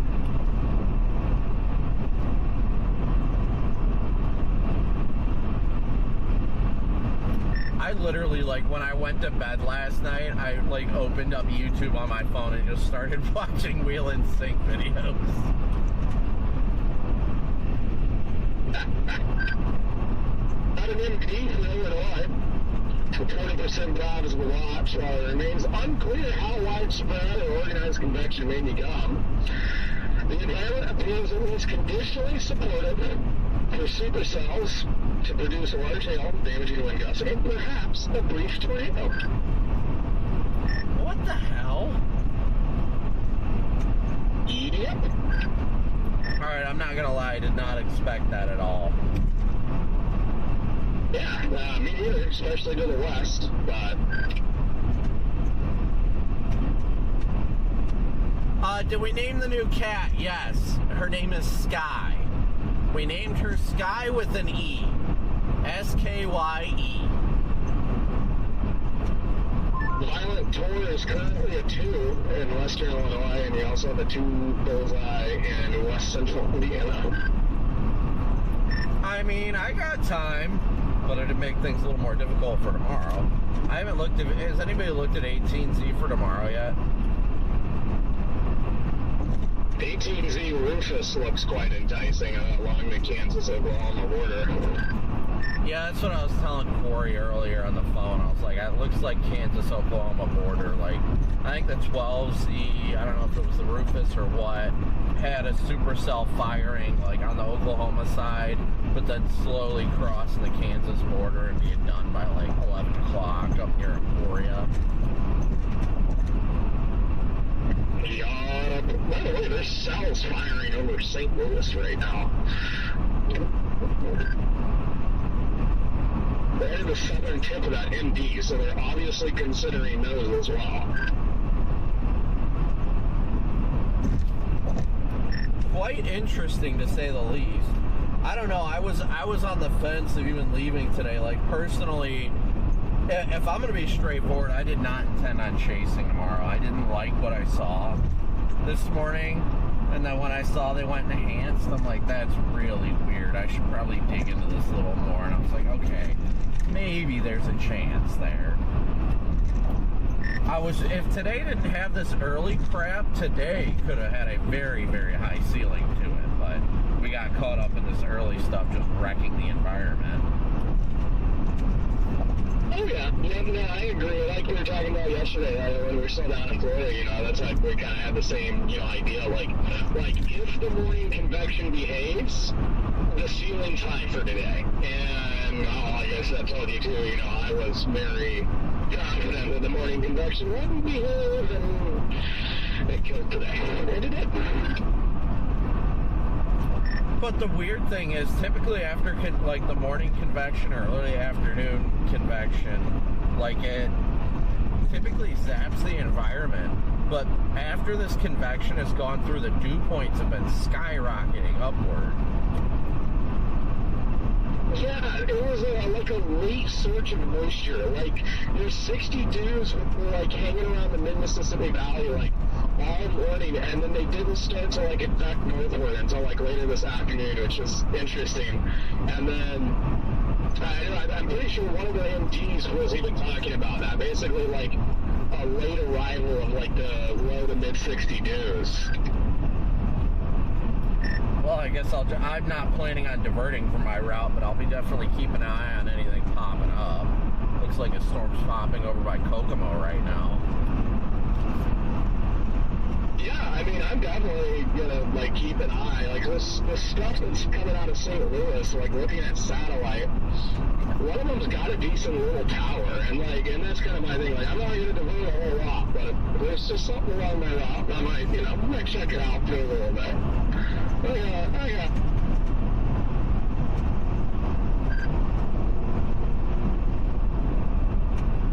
But back to what you were saying about tomorrow.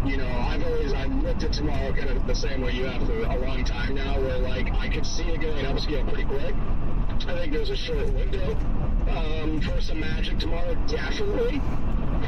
But tomorrow's just one of those days I think is just going to be fun from a structure standpoint. Even if things go upscale pretty quick, so be it. I'm just excited for the chase tomorrow. We've got 3 or 4 chase days in a row here, so that's what makes it exciting. If it was just tomorrow, I probably wouldn't go. But the fact that there's just 4 days, I'm just ready to chase every single day. That's what's exciting about it. Yeah, I'm about 5 minutes away from turning around. Yeah, I'm in the same boat with you there, Jaden. I originally didn't like what I was seeing. Then I was talking to Corey on the phone, and then all of a sudden I look at the SPC and they just went day 2 enhanced. I'm like, wait, hold on. And then I don't know if you read the text, but even in the day 2 enhanced text, they talked about increasing the tornado probabilities, but they were holding off for the time being. And I was like, okay, well, clearly I've got to be missing something here.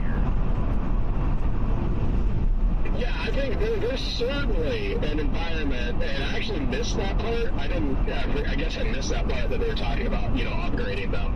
But I think, if they upgrade them, it's going to be somewhere from, like, the Oklahoma border up by Kansas, up into Kansas away. It's like, that's the area that I could definitely probably see, a 10% or 10 hatch introduction tomorrow for sure.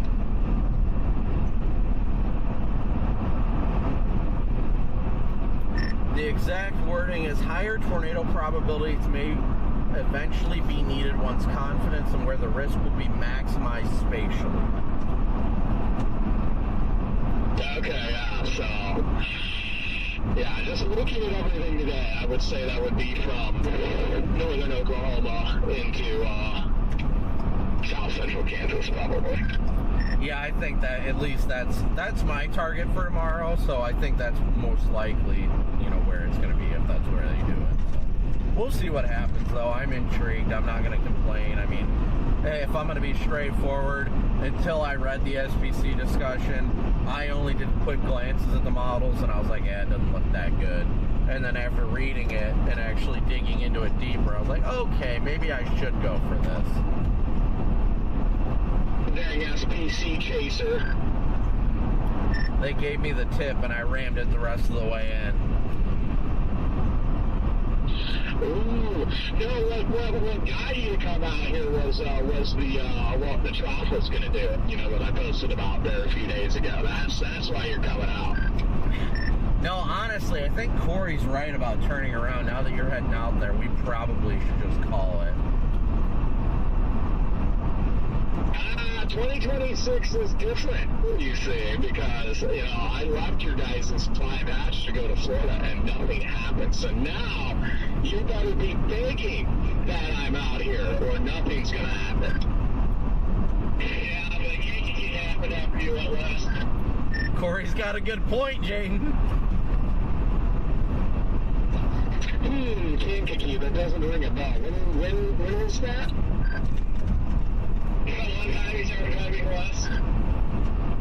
Ah, man, yeah, I don't remember that tornado. It's because you weren't there for it.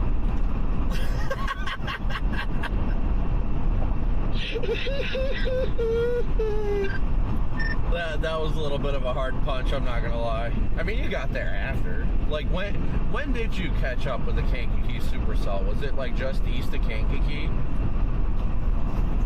Yeah, so right when it finally occurred, so, it hit Lake Village. It hit Lake Village, and then it occurred.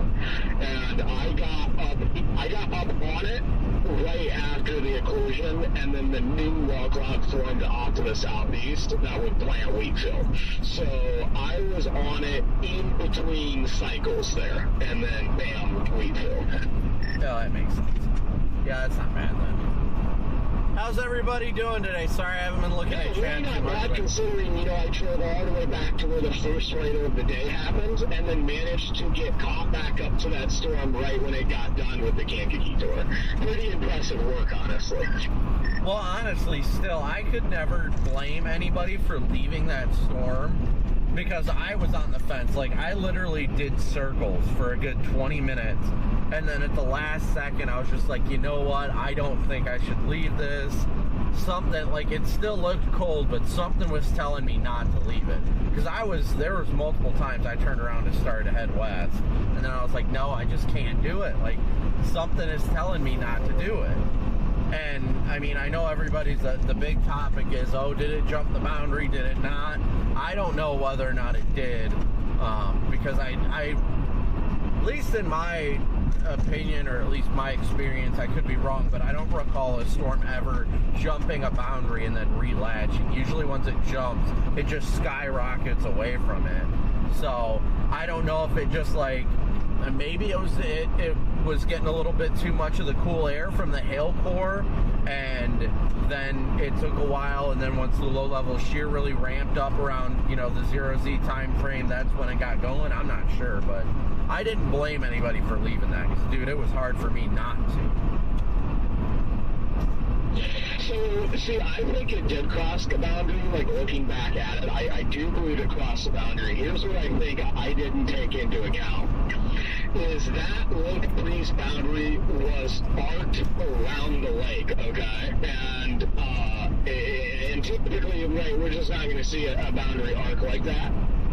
Which is why I think so many of us left it, including myself. So here's kind of my uneducated analysis, is it did cross the boundary because that boundary was curved up towards Chicago and then, you know, made the curve around Lake Michigan and then arced back to the northeast on the east side of Lake Michigan there. So it crossed the boundary and then it crossed it again because of the way that boundary is positioned, and it allowed it to become surface-based again. And that's my take on it. So, I won't say that you're wrong here, but here's what I think, why I think it may not have crossed the boundary, is because at least from what I noticed, like I knew the Lake Breeze boundary moved, but I don't think the warm front moved. Because, believe it or not, I noted this when I was coming down. I don't know if you guys remembered on the radio, but I want to say it was milepost 357, which is about 3 or 4 miles north of Kankakee. It was right there at the county line. That is where the warm front was when I was coming to the storms. So, like, before anything developed, I crossed that warm front, like, right there to where my windows just all fogged up immediately. It got super warm and humid.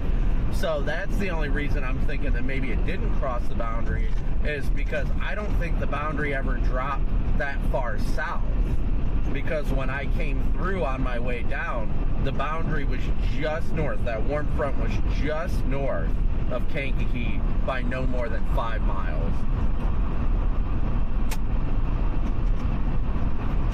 Interesting. Yeah, very interesting. I think both of us could definitely be right. It's just one of those where, I don't know, yeah. I mean, you make a very valid point, too. I mean, honestly, we just won't know no matter what. But that was the one thing that stuck with me, that I always, like, remembered about that day. As I was just like, wow. Like, it literally latched to the warm front, and I recalled going over the warm front just north of Kankakee, and, like, after everything went down, I was like, holy crap, it was right there. Yeah, but you weren't dealing with just the warm front, though, and the Lake Breeze, too. The Lake Breeze stayed south and actually pushed back north a little bit. So that was their problem. Once they did jump the boundary, and it switched from large hail to was dumping a bunch of little stuff. Like, you know, it was a hail fog and all that good stuff. And then that boundary surged north again a little bit, and then went bonkers. See, but that's the only part that I don't think it necessarily surged. I think the boundary may have stayed in the same area by Kankakee, but maybe it was a little bit further south to the west. I don't know. I could be wrong. I'm just shooting it out of.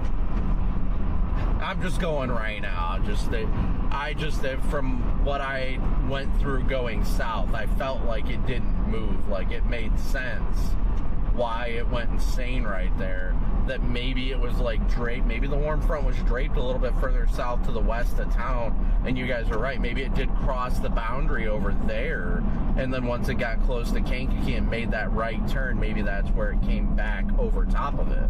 Where the boundary was based more like in a southwest to northeast orientation instead of a, you know, east to west.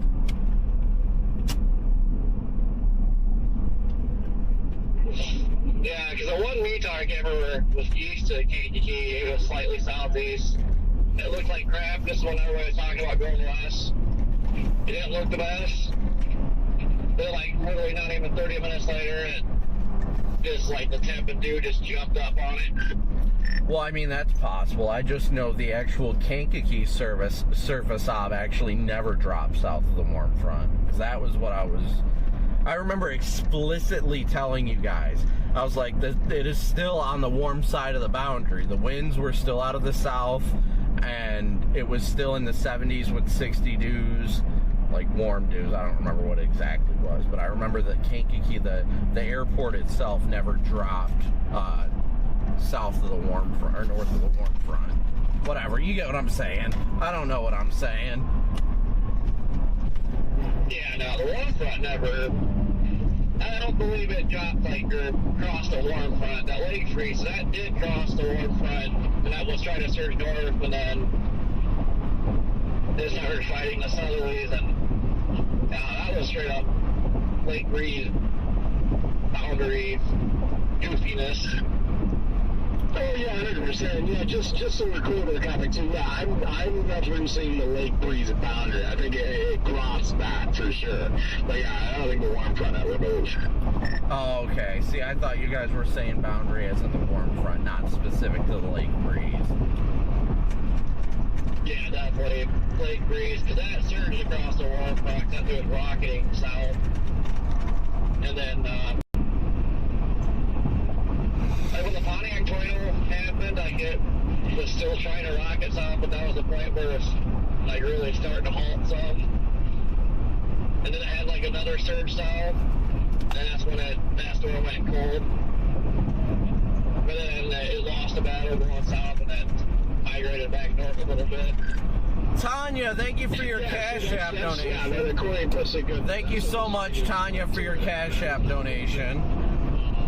Noticing in real time is that on the south central and east side of Lake Michigan, your lake breeze boundary was arced back up to the northeast, and I think that's why that storm was able to become surface-based and drop because of that orientation of the lake breeze boundary, stuff that we don't see anywhere else. And really the number one reason why I left that storm, I wasn't taking into account that it was going to be able to cross that lake breeze boundary again because of the way it was orientated. It was just a really good learning lesson.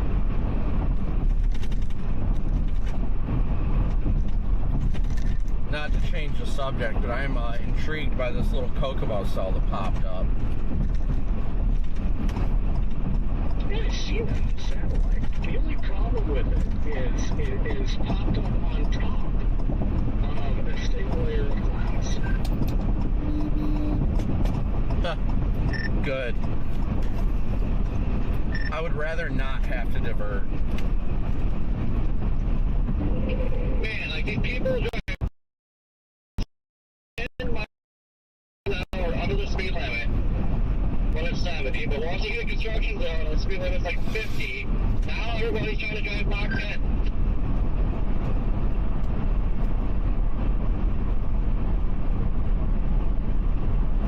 Guys, we were discussing the Kankakee tornado that day.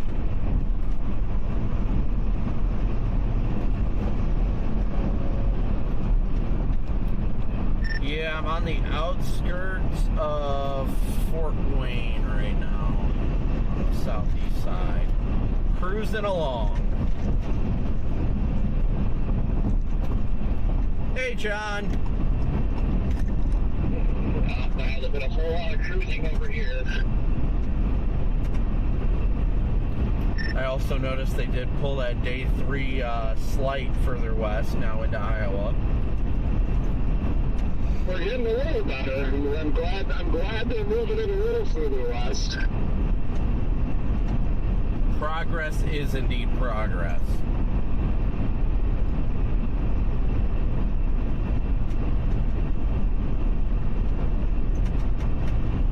Let them leave it east so everybody goes Indiana, and then there's big wedges of Iowa. Let's go for that one.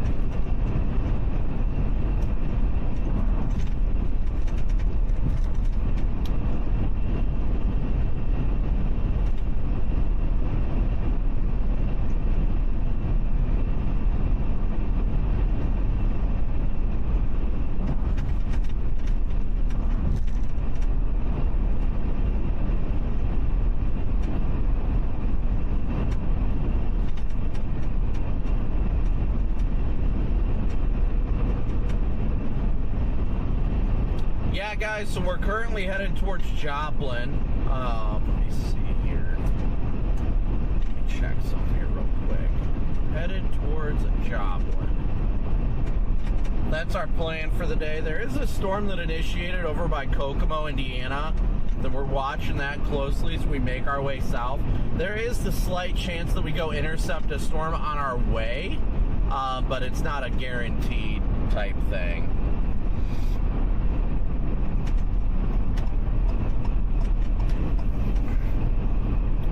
Glad that it recovered though after the early morning stuff came through. That it's, I mean, I'm at 70 degrees again.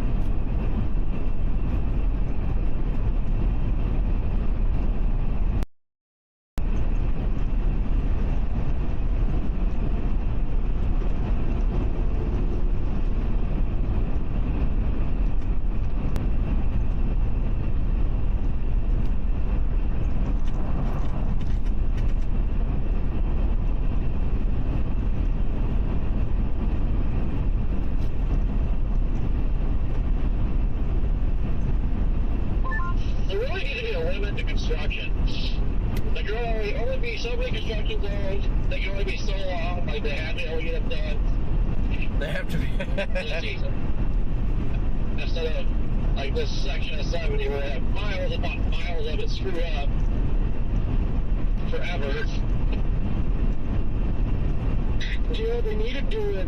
We need to freaking watch the UK and how the UK does road construction, because if we did it like the UK, we wouldn't have all these freaking issues.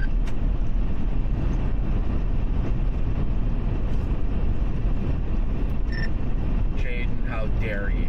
We will learn nothing from the Redcoats.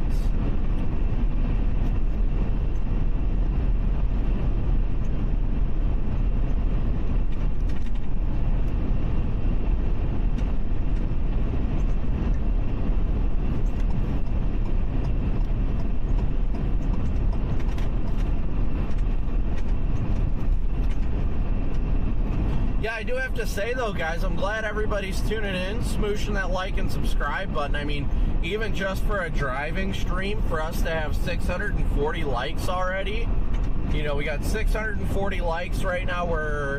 So that puts us at about 360 away from 1,000 likes on our first ever live stream here. I'd say it's pretty incredible. Pretty incredible. And I mean, we've still got 9 hours and 48 minutes of driving left, so we're going to be streaming the whole time. At least 9 hours and 48 minutes of driving. So I appreciate you guys tuning in and supporting us here on the secondary channel. I know this is something that that everybody really wanted.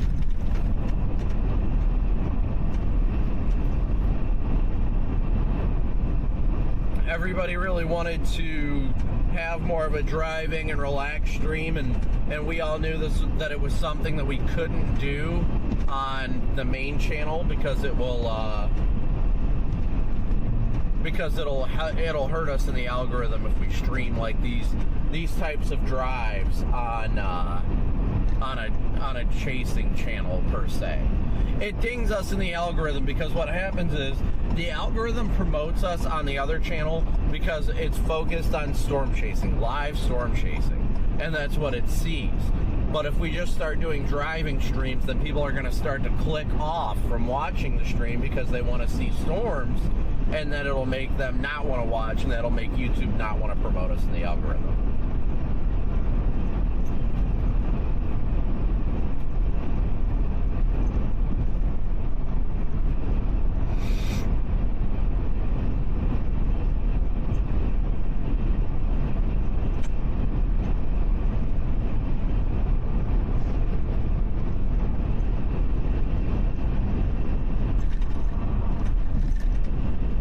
Nice CGs in Cleveland, awesome.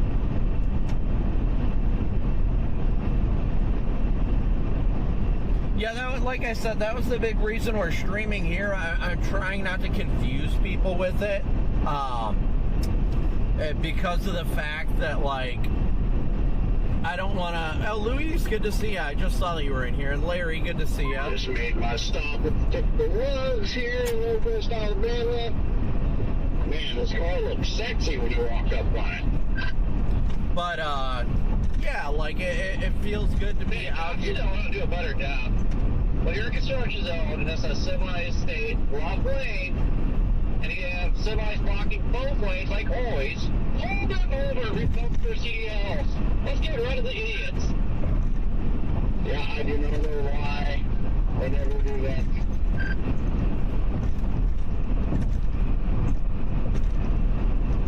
You can't read a sign, you don't need to be driving.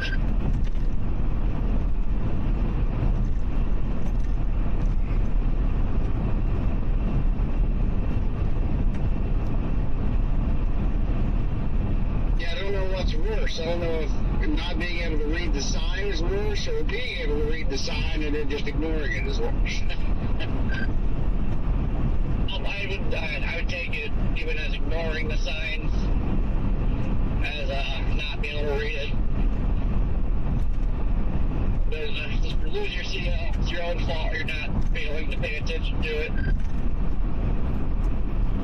You know, I really should get my DOT physical done so I can have my CDL back, full privileges. It's the only thing I have to do. Yeah, I got mine done. I've actually been driving a little bit. Yeah, I've been talking to some of the guys I, used to work with, and one of my old terminal managers was texting me the other day because he was in Toledo, and I'd been considering getting my, CDL just renewed and everything. Well, not even renewed. My CDL is valid till 2030 until I renew my license again. I just have to get once I get my DOT physical on file, I'd be good. The only thing I'd really have to redo is my hazmat endorsement.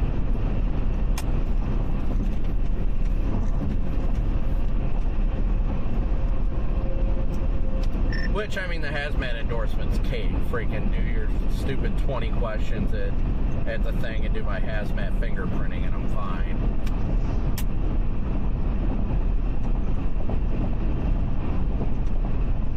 Yeah, that storm is still bubbling off to our southwest.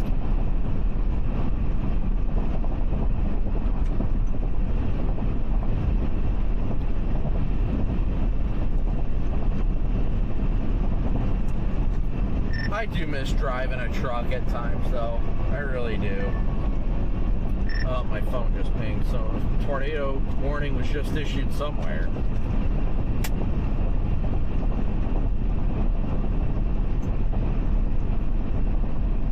Good morning from Cleveland. Dude, what? Yep, I see it. For the city of Cleveland itself. That is wild. Tornado warning for Cleveland, Ohio right now.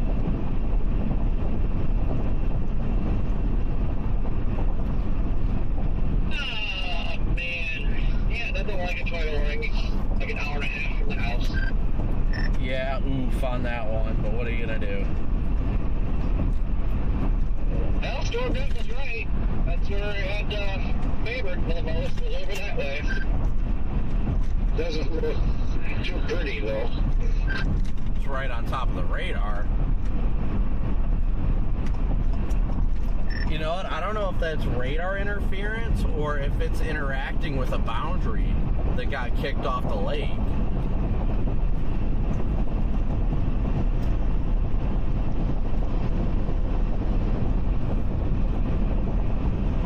Yeah, I'd like another scan or two to see a little bit better what it may or may not be doing, but doesn't look that great at this second. It's also very close to the radar side. So.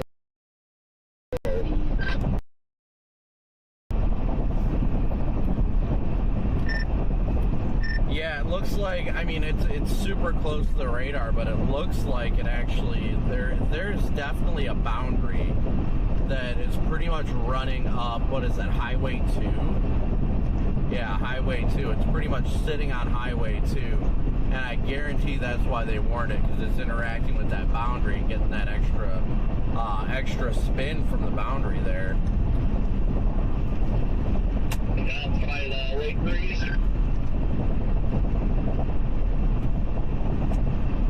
Definitely didn't expect the lake breeze boundary today by Cleveland.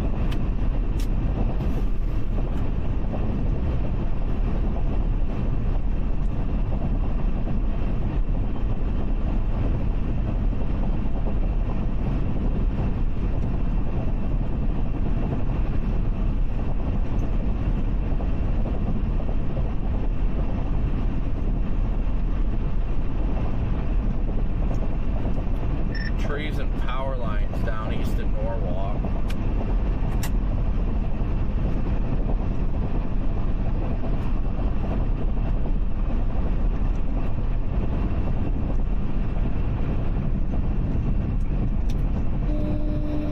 That actually did turn into quite the potent little line. Yeah, it definitely did end up turning into quite the potent little line there.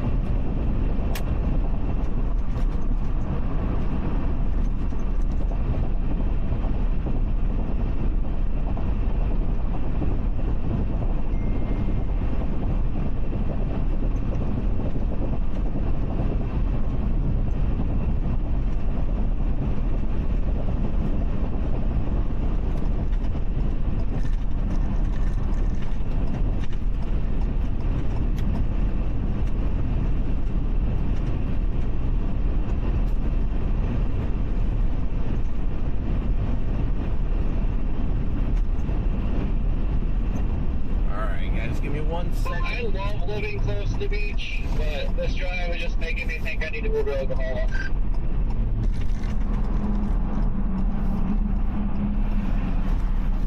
There's another Jack's. Could go to Jack's.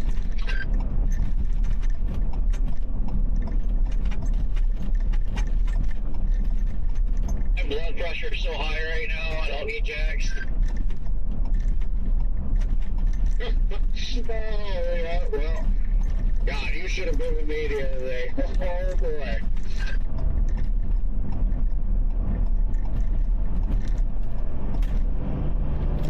We would have fed off of each other and absolutely exploded. Really bad if all three of us were, traveling that day. Because I know me and Rachel had a hell of a time, but I know you did. Oh, man. Yeah, I know it wasn't as bad as when I headed back there that Friday. It was not that bad. It sure was a mess, but this was awful.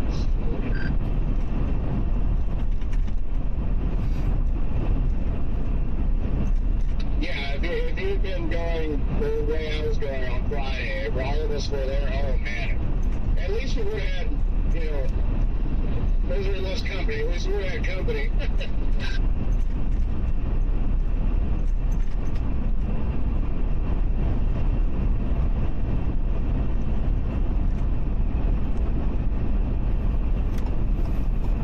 You cannot tell me our economy is remotely close to being bad. Like, with all these damn semis everywhere, there is no way now. Well, and then let's add, I'm sure spring break is making it even more fun. I think spring break has really got things pretty messed up, at least out east.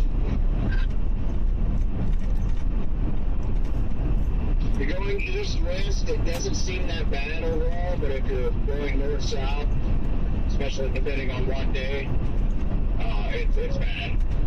4 likes away from 700 likes. Keep smooshing that like button, guys. Thank you so much. No, it's isn't even spring break traffic, just idiots with driver's license. Idiots with a driver's license. Idiot truck drivers.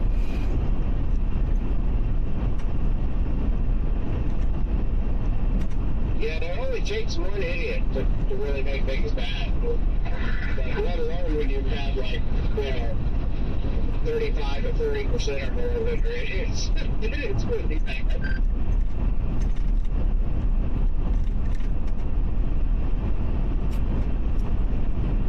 I do have to say, I mean, it is just tomorrow is going to be the first day of April, but I'm kind of shocked that we really didn't have much of a Dixie season this year at all. I don't know why your shark's becoming global. Yeah, I guess we didn't have one last year either. Yeah, Dixie just has shut down until further notice.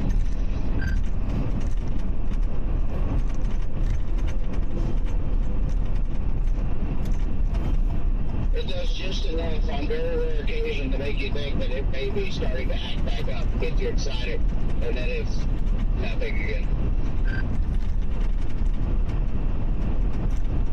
Well, geez, it looks like after this next stretch, it's going to be dead. Should be usually that too. Yeah, it looks like, which is good for me. I mean, I'm fine with that. It looks like at least until next Saturday, maybe, after these next 3 days or so.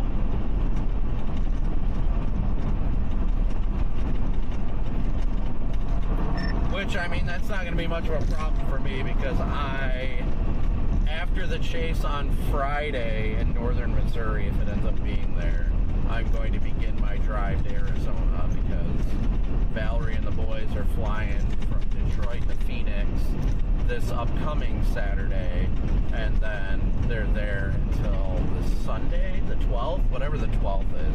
They're there until the 12th, so I said if the weather is dead, then I'll just drive out there. Yeah, that's convenient at least. Yeah, it's a little early for the season to really kick off, like full steam ahead, so to speak. So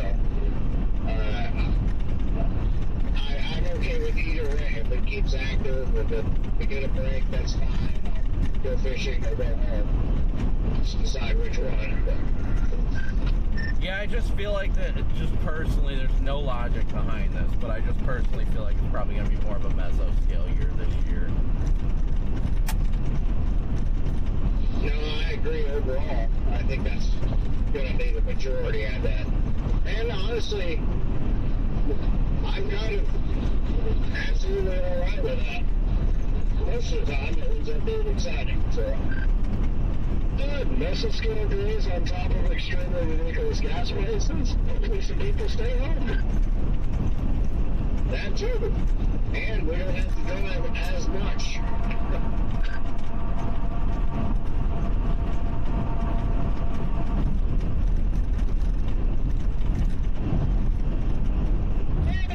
Excited he finally got a construction zone, but then there's a line of semis in the left lane that are going 60 and a 70. I don't know if they just updated the tornado warning or what, but I just heard another beep, so...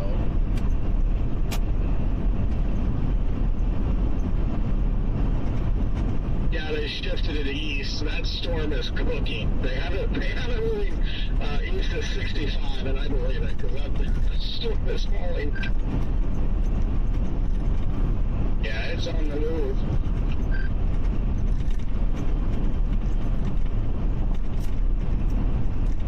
I bet you that storm going south of Plymouth over by Knox right now in Indiana has a monster shelf cloud on it.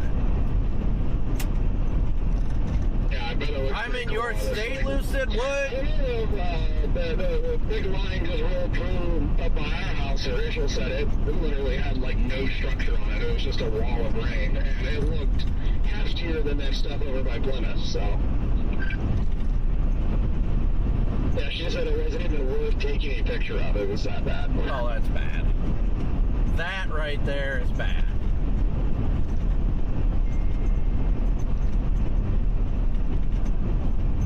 And there's even storms in southern Mississippi, well to my south, with special weather statements. Not no supercells or anything, but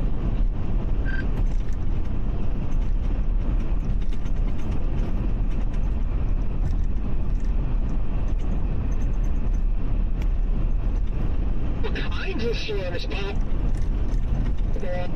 on the I-44 corridor in Missouri? Hopefully one of those could like mature so I could have a cool little show on my way.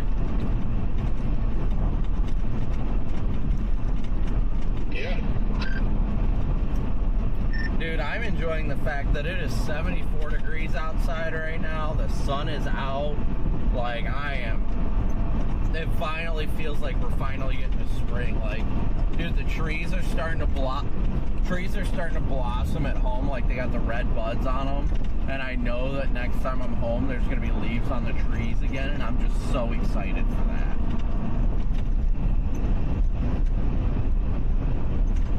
Right?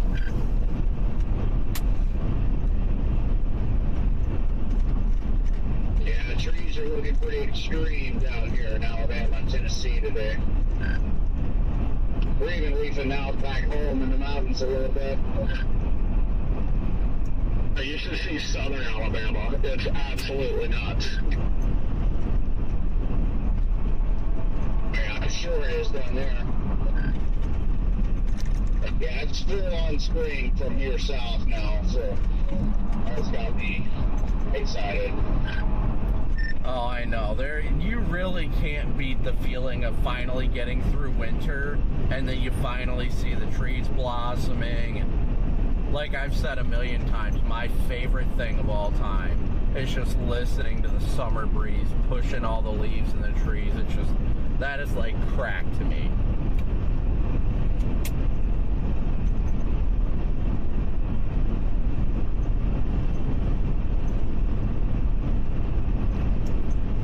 It just naturally gets me so excited. Yeah, Kevin. Yes, that and the sound of frogs. I saw and the look of frogs. I saw the tornado warning. And the feeling of frogs. Everything about them. Hey, calm down, calm down. It's kind of... Okay. I know. It's calm down.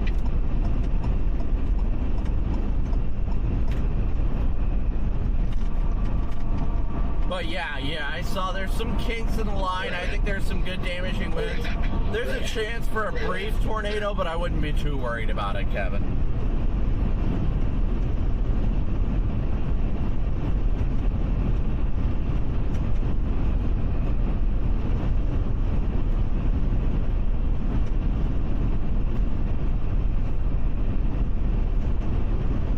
But we are still just blasting south on 69 right now. Blasting south. You can see my roof camera, my cell booster. I don't know how effective my cell booster is when all it's doing is just violently swinging on the roof of my car. Like, how is that of any use? Like, if you guys want to open up my WeatherWise stream right now, I've got my roof camera up, and that thing just has its own little dance party going on.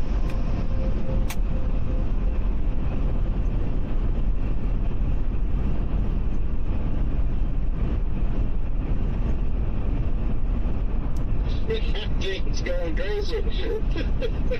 Well, it looks like you're creating some more publicity there. You guys definitely creating service for Disney.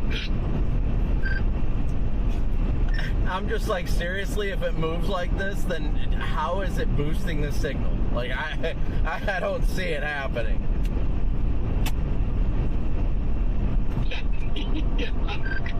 Hey, Matt Gear, good to see you.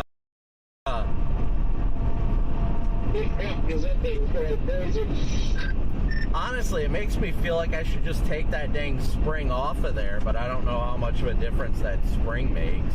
Because I don't know why it moves so much. I just think it's the flow of the wind. Like, I get wanting the spring so it has a little flexibility, but dude, that thing is like just going everywhere.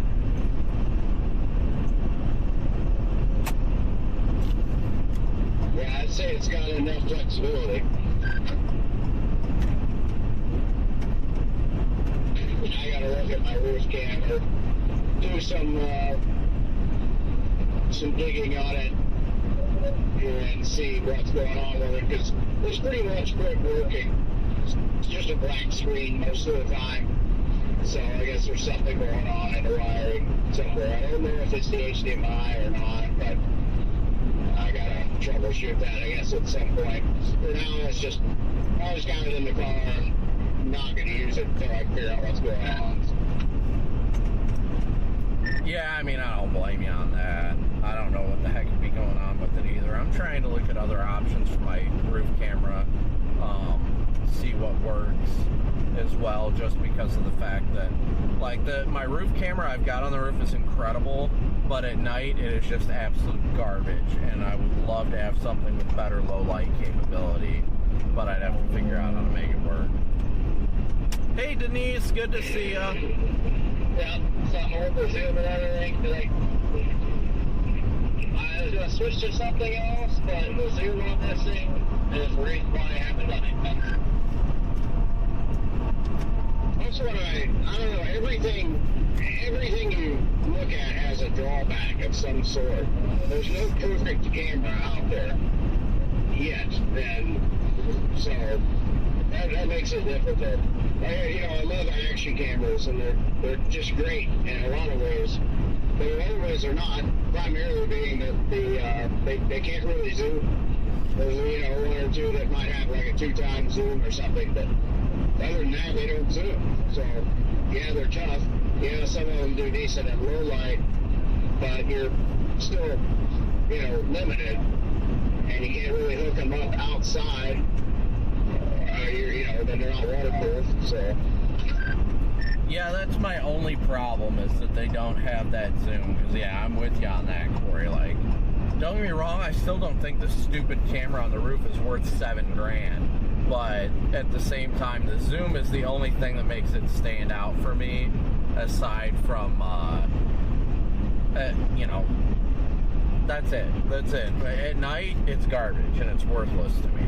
It's all grainy and stuff like that. I wish it had a way to just be good in low light, because that's what I thought it was going to be. Without, with it being the white light option, I thought that it was going to be a good low light camera with a spotlight capability, and I figured the other one was going to be like a night vision camera, but clearly I was wrong.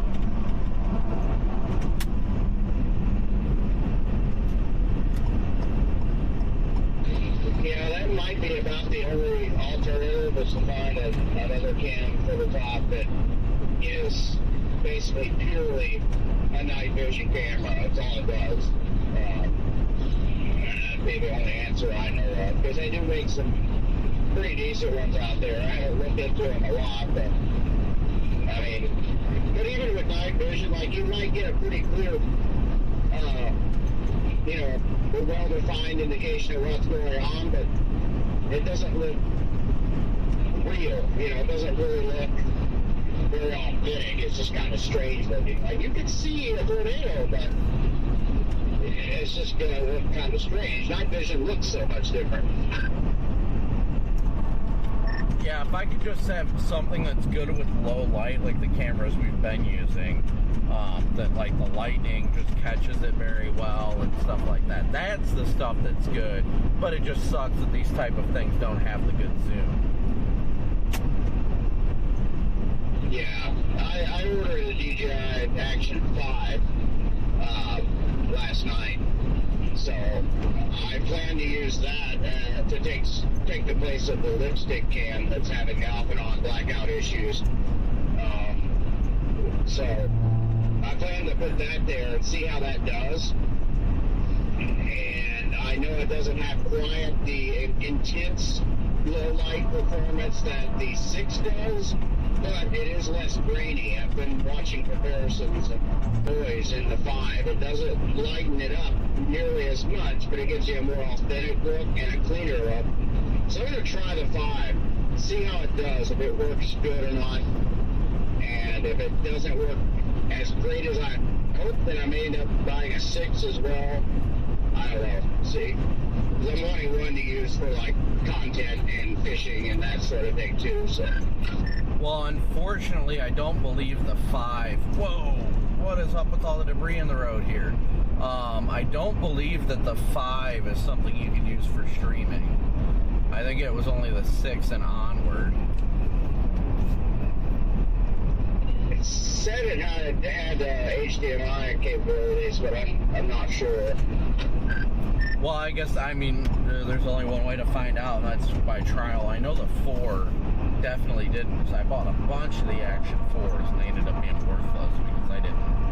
I can use them for, content, but from a streaming perspective, I can't use it. You can do, like, the RTMP, but not HDMI, so, you won't know till you try it. Yeah, worst case, if it's not compatible with that, then, I'm going to keep that one just as a content creation camera, so. Yeah, ideally what I would love to do in optimal world is find a way to mount one of those cameras to the roof, or to the top of the roof camera, to provide that extra and different angle but my only issue with that is it's not waterproof. And, well, I mean, the device itself, I'm pretty sure is waterproof, but like when you've got to plug into it, then it's not as waterproof and all that, which I'm not too concerned about. But that, and then having to try and run all the wires, because I thought, okay, well, maybe I can just get a USB-C extension and then just run that wire by itself into the car and then hook it up to HDMI. But if you try using a USB extender on it, it doesn't work. So I'm like, well, that sucks. Yeah, that's annoying, to say the least. It's not very convenient. Yeah, that's one of the main problems with action cams. Again, you can't really use them outside, for extended periods, hooked up in rain. I think DJI does have some sort of a hookup, but I remember right though, I believe it's a charging device that is waterproof. I think that's what it is for the DJI that they've made, so that you can like have it on a tripod or something like that, keep it charging, and it is still waterproof. I don't think they have any other hookup options that are waterproof. Well, it says the 6 is waterproof without any housing for up to 65 feet. Yes, it is. I'm just talking about as far as having cables tied into it.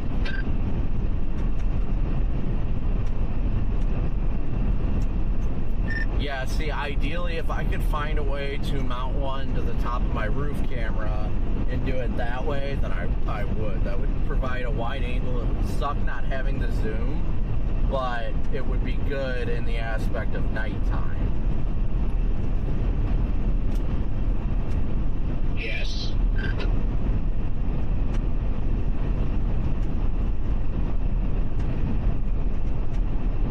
Yeah, I wonder if the 5, like I say, it's not a big loss, because I got the 5 for under 300. So, well, I think it came out about right at 300 after tax and everything, but I had the spring sale, so it's $288 for a new Action 5. And I'm like, you know what? I'm just going to get that, see what I can get out of this, and if it's going to be able to work as a streaming camera, and if it doesn't, I'll just give it 6 or whatever I need to get. Yeah, I mean, I definitely don't blame you there. Sorry, PDS yawns. Yeah, because it was like, on average, around like $80 or $100 or so cheaper than the 6. I was like, yeah, okay, I'll try it. But, yeah, I don't know. I've enjoyed the lipstick camera enough so that I might maybe just get another lipstick cam, but the only reason I really wanted to replace it is because of that occasional blackout issue in the wire. So. Well, I mean, I love the lipstick camera to an extent. It just, at night, it overblows it overdoes the white light, like headlights and stuff. It blows it out, and then it's super grainy. So I'm like, yeah. Yeah, it does do that, especially the white light stuff. It just washes it out. You can't really see what's going on. All I know is a camera, but I use that for the in-car. I don't like how it's kind of always zoomed in on my face. I like to be further back, so I'm going to pull it out at some point when Action 6 up there. Yeah. I am in Mississippi now, by the way. I just crossed into Illinois. I felt like it took forever to get out of Indiana. Well, it did. Indy was one big joke. Well, it seems to take a while to get through Indiana, to me, mentally at least, no matter which way you go.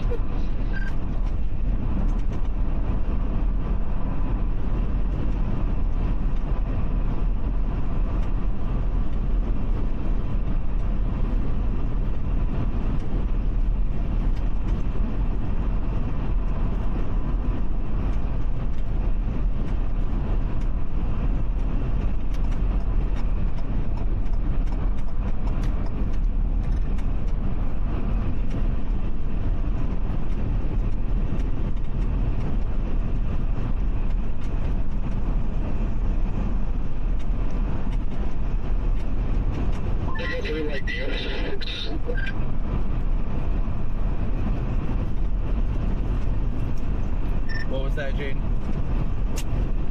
I was asking Redman what his route is to Joplin. I'm guessing, like, what do you do, Redman? You go through, like, Jonesboro and then, like, that highway, like, through the heart of the Ozarks to Springfield? Or...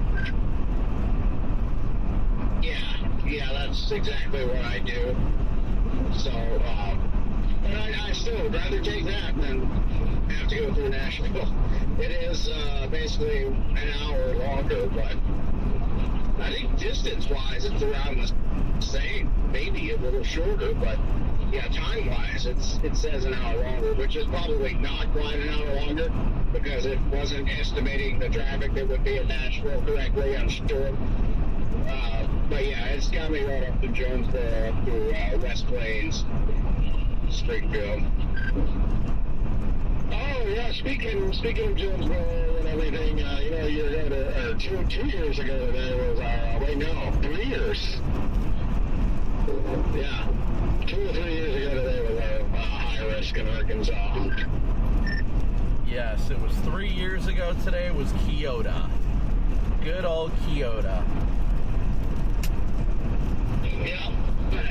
3 years ago, the day I got pissed off because I switched my target and then almost got ran over by Rob.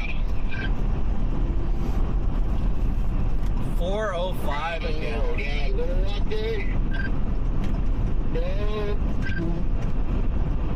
That's when I got Wynn, Arkansas. I believe that was the first time I photographed the tornado before it had gone on to unfortunately kill 3 people in Wynn. Just before it had hit Wynn, became rain wrapped. I just barely got a shot of that thing. Oh jeez, yeah, that was I always say that was the day before Conway, or the day after Conway.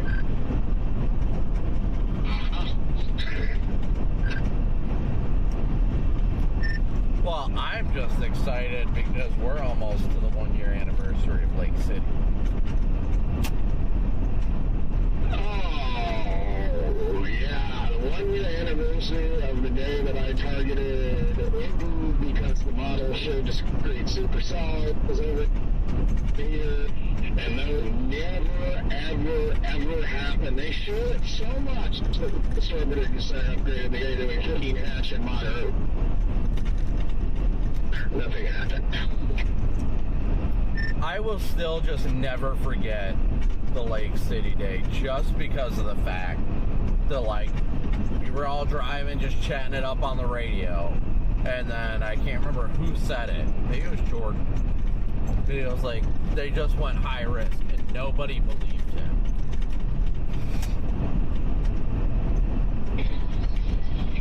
Yeah, he also got on and said Daniel had a freaking tornado down on Summersville, which screwed me up. I didn't have the time like you guys did to make a decision. When that came out, we were coming up to 55 already. It's like, we gotta go south, or you can go west, southwest. And I was like, we're going south because it's supposed to be long trackers that day. Yeah. Even looking back, I think I still would have gone south anyway. But it didn't work out that way for us. Yeah, what a memorable day that was. I'll never forget that day. What a great day. Yeah, what a memorable day. Man, yeah, one I'll always look back on for all the wrong reasons. Yeah, I mean, I'll remember it for the rest of my life, I'm sure. Yeah, like Holly. Hey, now. I can only take so much emotional damage at a time, okay? I would think it's a good day. I was almost as good as the beginning of the That's okay, we guys missed the front wall flash flood in the Red River that day. Yeah. Oh, I know, I was so freaking upset, man. I was like, tornado, Red River, tornado, Red River. It's like, you know what? I don't think the Red River is going to come to fruition. I think it's going to bust, so we'll gamble and just go for the tornado. Didn't it, wasn't it you and Jordan that were on the Red River, Jaden? Yeah. I would have crashed out hard. Yeah, we were. It's alright. I was driving back home to Ohio to get my new title for the Tahoe.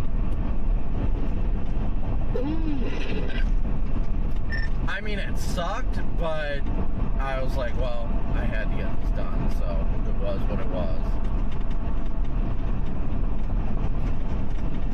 That was a beautiful, beautiful day. Every time I look back on it, I just remember how annoyed that emerging in Jordan.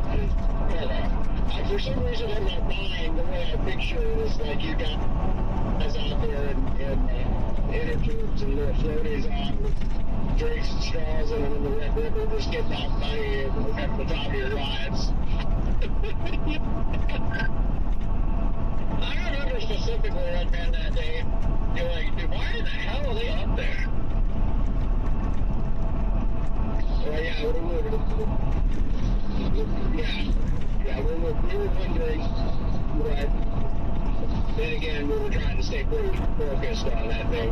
We were right on the money. I just wish we'd been there earlier, on the one that produced first. There's really not many options. Hardly anybody was up anywhere near it. And I wanted to get closer, but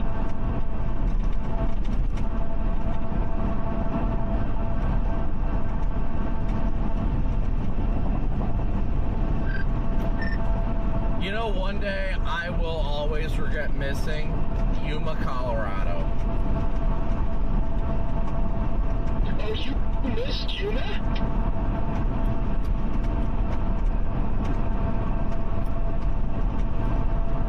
Okay, apparently I just locked up the channel. For a long period of time, and said, screw it, I'm going home. You would see in the Colorado tracks, like, yeah, I'm going to go home.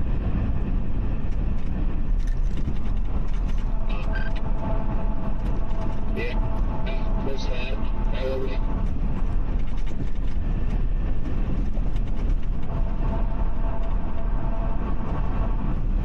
I must be hitting.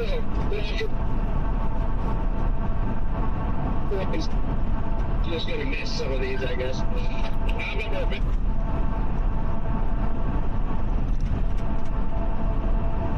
I appreciate it, Matt. Glad you enjoy it.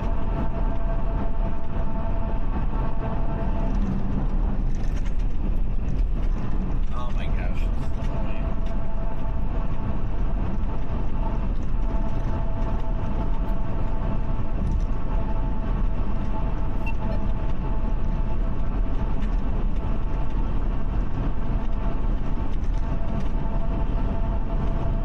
Channel 2. The only day that really pissed me off this day Channel 1. is my target, like Greensburg, kept saying Greensburg 2.0. Wake up that morning and it's like, oh man, maybe we should start at the Buster Oklahoma. Didn't listen to that. Yes, the August 24th, 2016 outbreak was one of my best tornadoes of my career. Get in front of it, it moves out, get pissed, they fuck today. Then Greensburg 2.0 happened. It's like, my target, great. Oh, that was such a stupid freaking day. What a stupid day. I think many of us had a very fun day that day.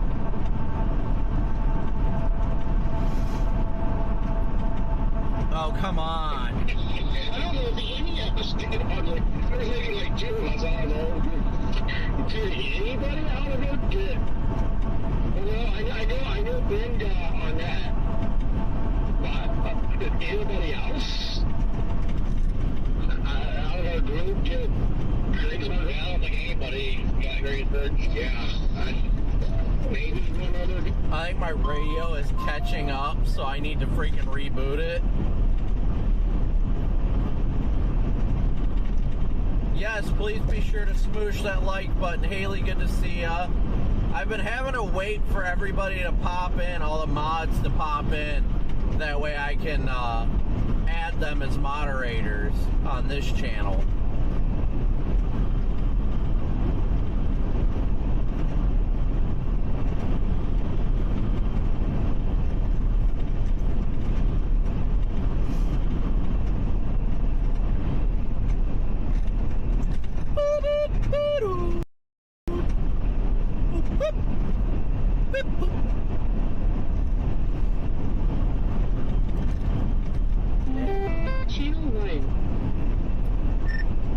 finally. Sorry, my radio just tripped, and then it was like trying to catch up. But yes, I missed Yuma. I literally was going to leave the house to head there, and I was going to make it there, but I was too busy being a good father. Cooper begged me to stay home one more day, and I was like, you know what, that's fine. And then, yeah, Yuma happened. Oh man, that is rough. But at least in general, it was a good reason, I guess. But I mean, yeah, we Comic, if you missed it, we were just talking about the Greensburg day and how burnt out all of us were after that day, Greensburg on that. Yep, I will never forget that, because it was the day Haley was out with us. We were doing all the live shots and blah, blah, blah. We sat in the milk and was like, all right, well, screw it. We'll go to the Arnett Storm. Got to the Arnett Storm after it stopped producing, and then followed it all the way up to the Kansas border, and then got pissed off because nothing else was happening. Called it a night, and then calling it a night is when Greensburg happened. I remember explicitly telling Corey on the radio, and I was like, dude, that thing is wrapping up. And it was like, what? And then, yeah. Yep, see, we just all had a really crappy sequence that day. And we could have all made it from that Colorado storm. We could have made it back down to southern Kansas for that cell. But we didn't think anything was going to happen down there. Like, period. Yep. And I think what I've heard so much. You know, that almost put like the Greensburg day to a tease. I mean,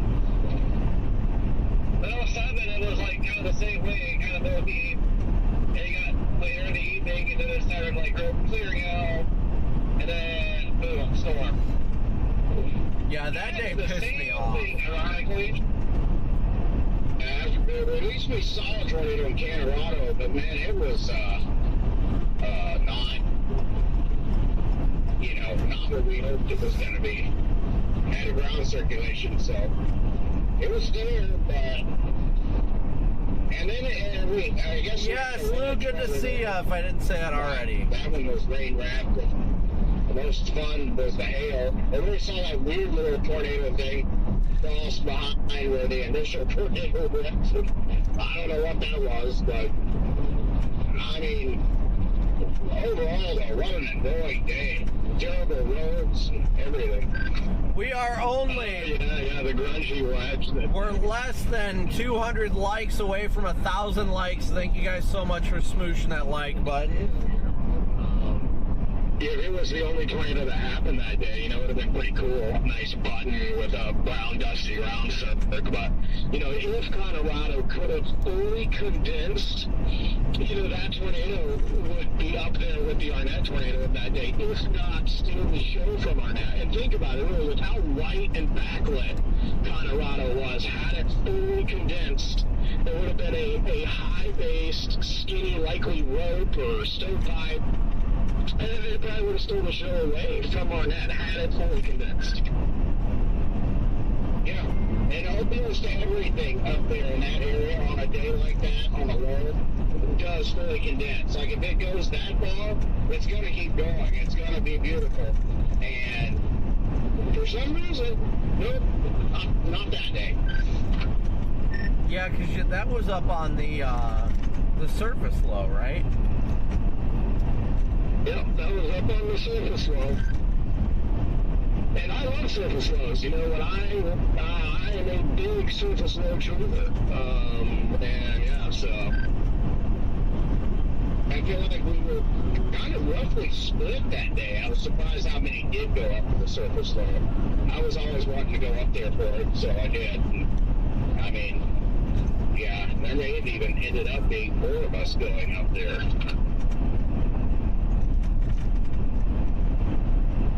The other thing, too, that also adds to the hurt that day, those cells that were south of 70 that produced that big wedge that crossed I-70?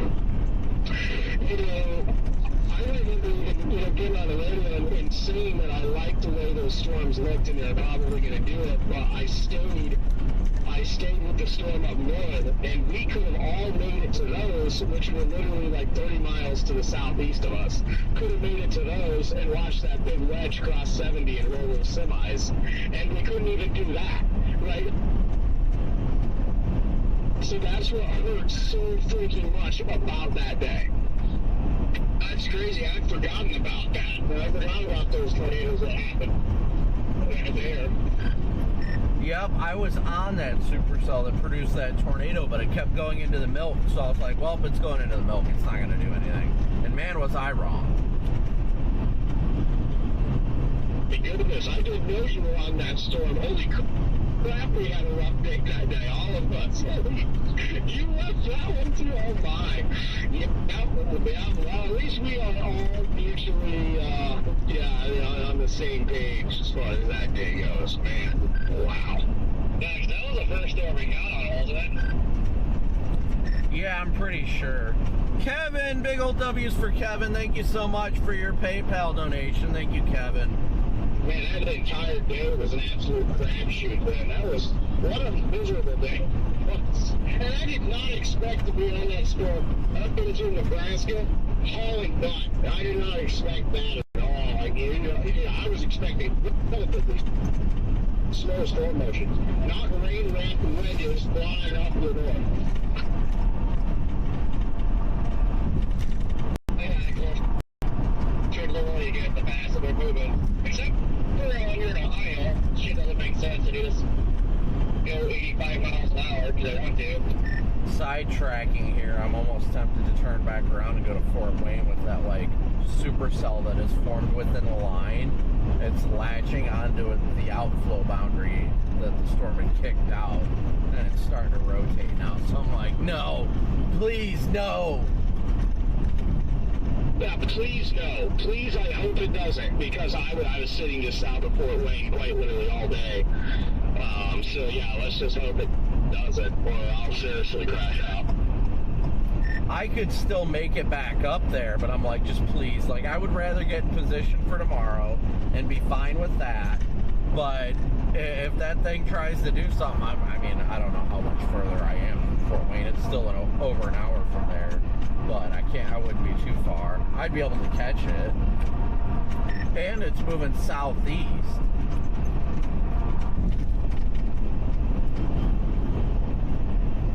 It literally just looks like an embedded supercell, and it's like pulling itself further out of that cluster. I'm like, please just stop looking good. I'm gonna have to take a peek at meso-analysis here.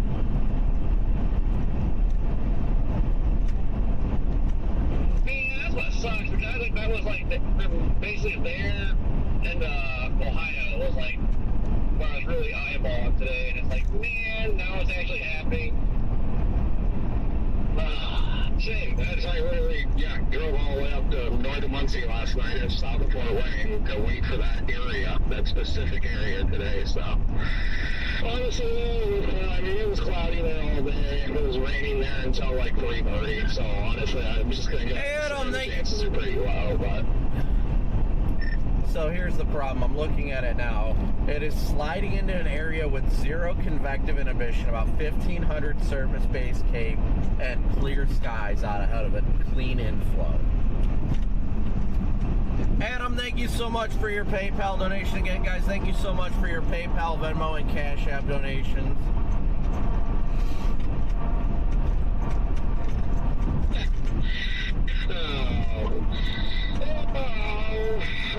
I hope not, really.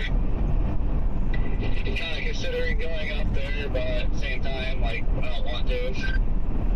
It looks like it's latching to a boundary right now. It's making it very difficult for me not to turn around. Because if you look at it on velocity, you can clearly see an arc of a boundary feeding into it that looks like the RFD gust front, and then that connects all the way to the north too. But it like kinks into the inflow region. It doesn't look like it's about to produce or anything, but it looks like it may be in the beginning stages of getting itself together.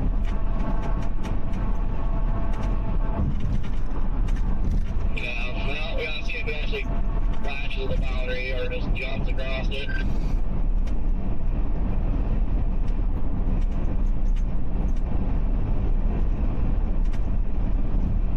Jaden is getting farther and farther away from us, so you might go for it.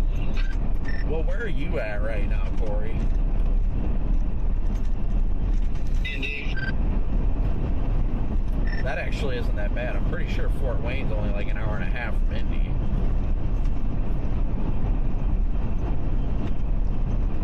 Yeah, with that thing, I don't know how fast it's going, but with it diving southeast, I mean, probably be on it in like an hour.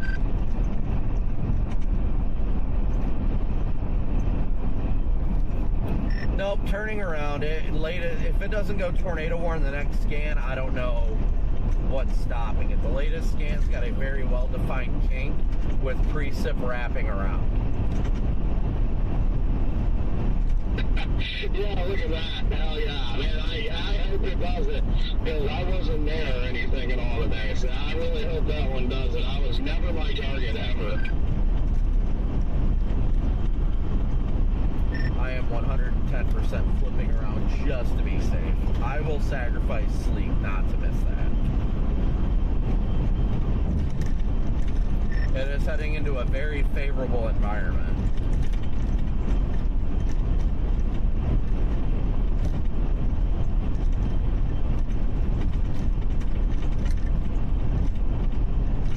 Better text Drew and tell him to get the hell out of that core and get on that thing.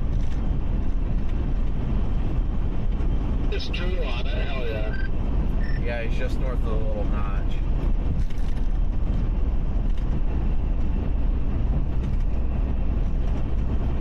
Alright, you know what? Let's see how far we are from, let's see, Roanoke. Probably an hour, I'm gonna guess. Let me put that in the GPS real fast. See how feasible it is.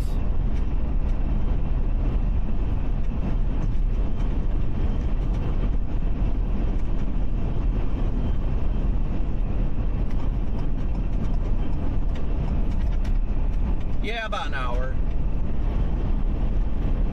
A little less, perhaps. 68 miles. Okay, that's not bad.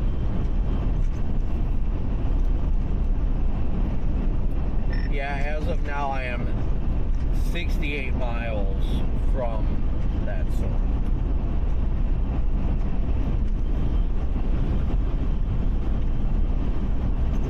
How fast is it moving?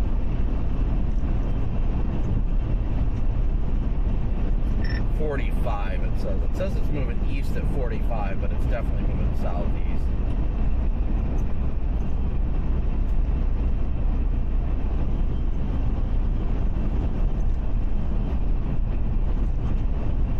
Yeah, I'm definitely not going to turn around. Traffic's backed up going the other way, so I'm not even going to try. Dude, how is that not tornado warned yet? That hook is getting better. Unless I'm not seeing something, the velocity still look, I mean, fairly mid. Velocity is definitely distorted. I'll give it that much.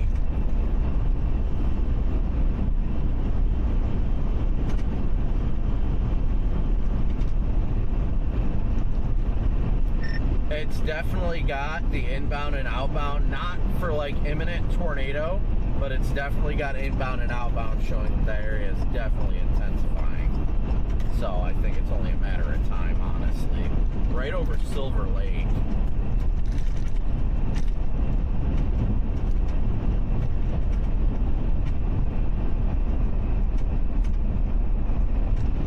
I just made it through Indy literally no problems. You didn't have any problem making it through there? Not a single slowdown. You gotta do a huge loop just to get around. I guess I just should have waited. I should have waited another hour.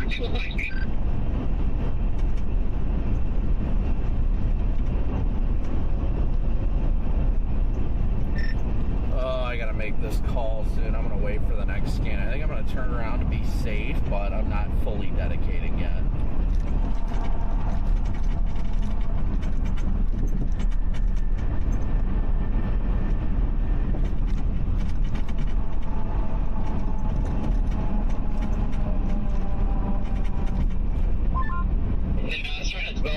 in front of it, which would not be a favorable merge.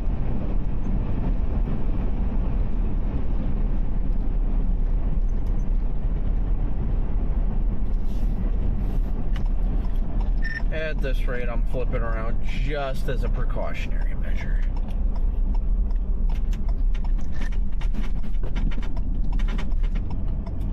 I'm hoping that it gives like 10 minutes and then I can flip back around and be like, all right, never mind.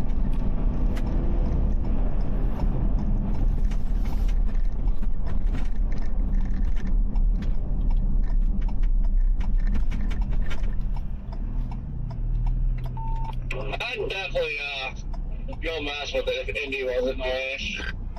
No, I don't blame you there. I don't want to make my life any more difficult than it has to be because I'm already getting to Joplin later than I'd like, but I will kick myself pretty hard if I was 45 minutes from a tornado warned supercell and didn't at least try. And just for your information, they just went tour possible on the warning they updated. Yeah, I'm waiting to see the next velocity scan. At least they went tour possible. I mean, northern Indiana is notorious for not warning tornado warned storms, or storms that deserve it, excuse me. But, I mean, like I said, I am going to meander in that direction to play it safe, but I'm not locking into it. If the next scan or so, it just kind of goes, then I'm fine with leaving it. I had to dig into the data a little bit more, though.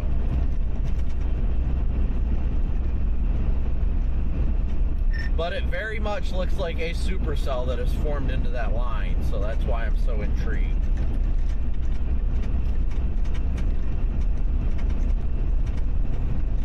But it also may be starting to get a little grungy, so hopefully it just stays that way and stays like a predominant hailer.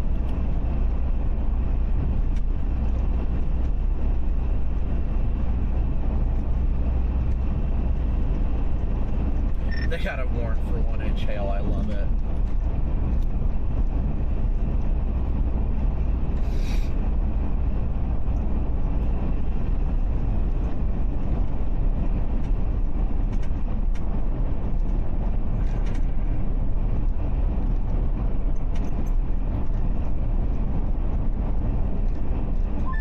I am so sick of truck drivers. You and me both stuck behind two of them that will not get out of the left lane. Yeah, that storm is sliding into a pocket. I'm looking at this tiny little cell in front of me in Mississippi while watching the radar up there in Fort Wayne. Oh, tornado warning, there you go, tornado warning. Now, yeah, they just warned the Hook region of that. Wow, what a slew of a warning. Yep, it's going into an area of 200 effective helicity and violent tours up to a 2 directly in front of it. All I had to do was leave. That's all I had to do was leave. Jaden, I need you to go home, please.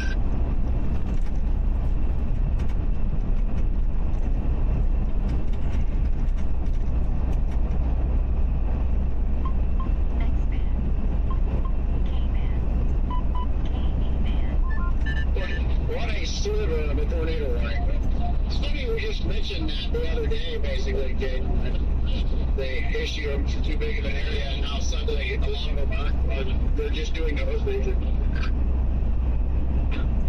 No, a lot of that velocity is just horrendous. Like, absolutely horrendous.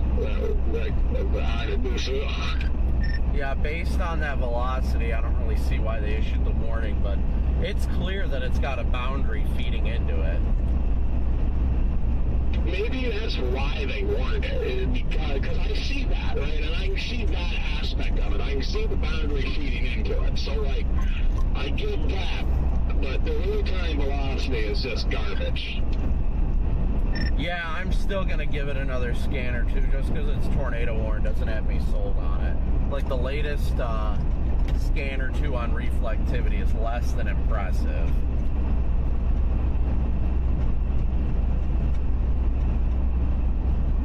And if it looks like it's going to turn into that kind of line-ish shape, then I'm just going to flip back around.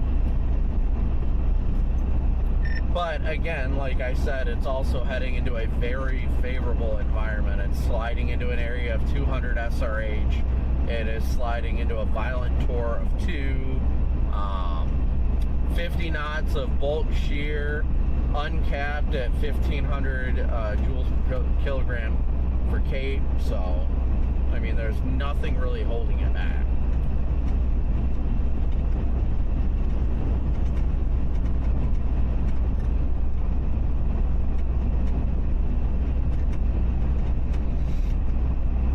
Alright guys, well, we're headed up towards that storm. I'm not sold on it yet. Not sold on it yet.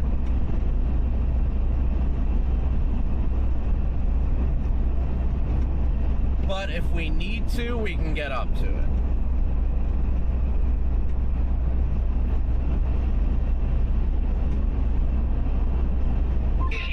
What dumb drivers? Fly past me, be on the top, and get a part of me and slow down.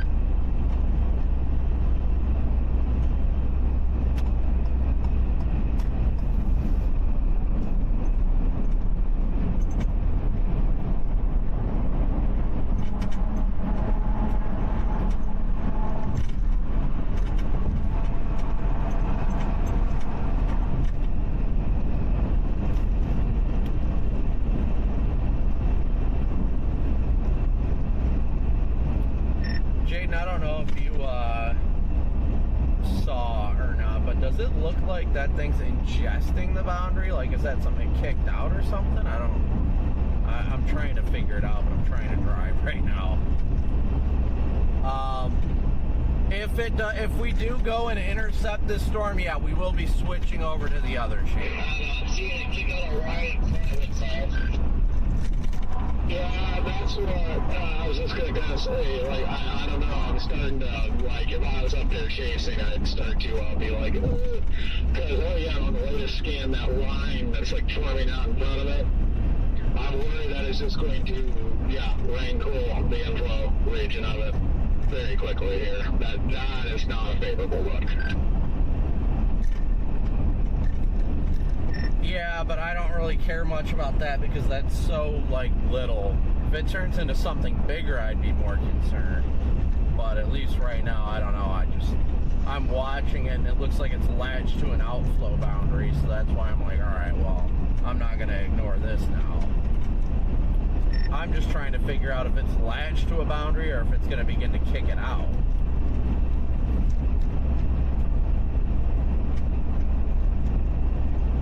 Because it's starting to couple with that boundary where the rotation area is still fairly broad, but you can see the inflow is definitely feeding into that notch. As well as another area on the northwest side of Fort Wayne is trying to develop an area of rotation as well.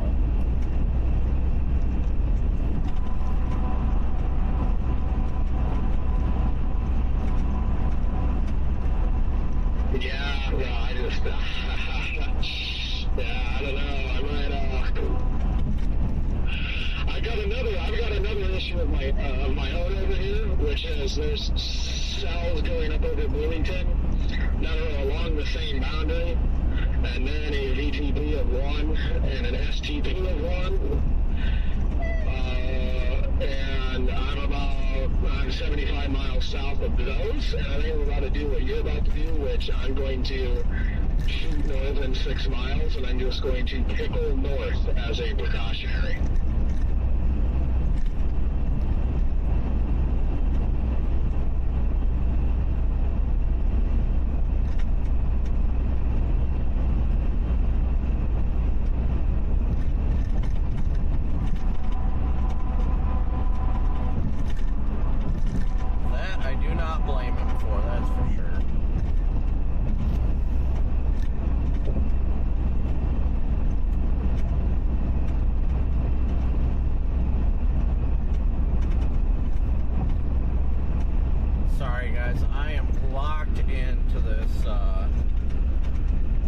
storm right now. Keep driving west, 82 degrees, nice out, so enjoy it.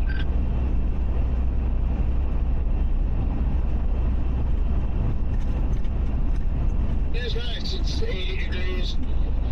It was nice. I'm enjoying 77 here.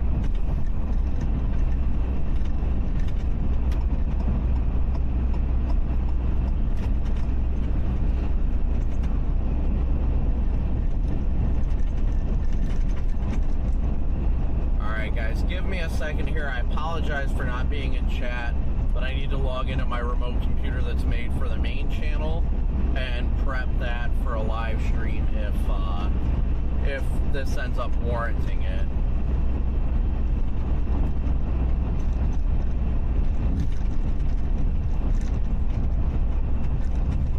So that thing looks mighty interesting, that's for sure.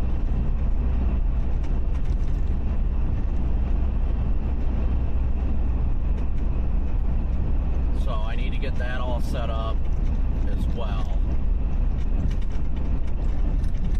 Just a beam of light coming through the clouds here on my stream now. It's like the heavens are upon me.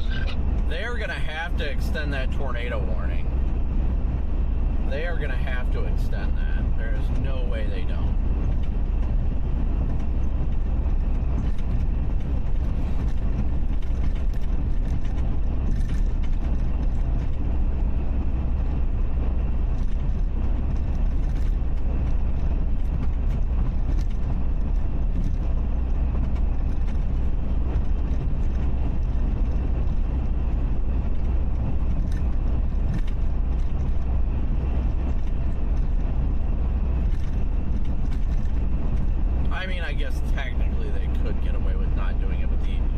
Flow there is definitely increasing and increasing rapidly.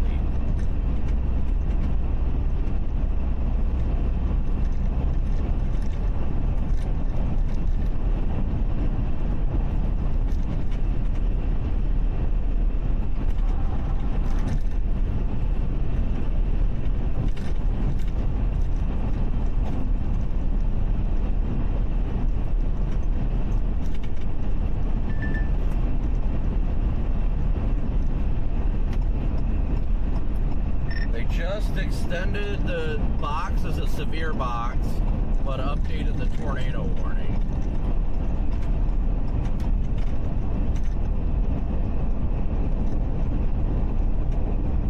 Interesting. Yeah, I'm gonna shoot north and put the boarding themselves like an hour out from them. They're in the same, literally a very similar environment. A little better environment off to the east, but they're a very similar environment, and they're in that previous MD that goes all the way back to the Missouri border for a brief tornado. So I'm just gonna pickle north here.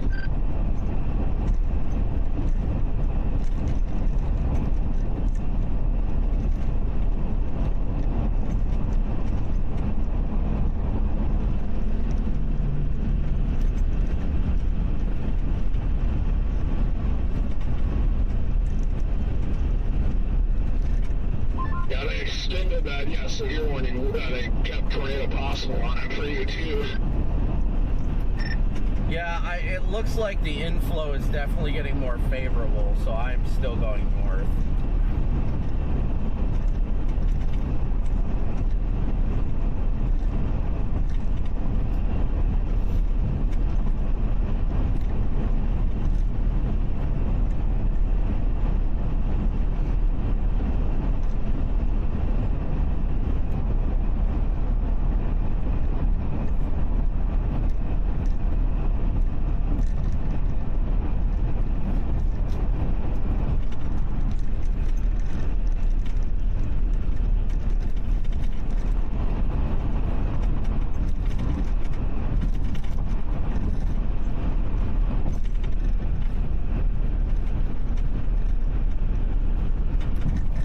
Like the rotation's still broad, but the way it's curving into the storm is what's got my attention right now.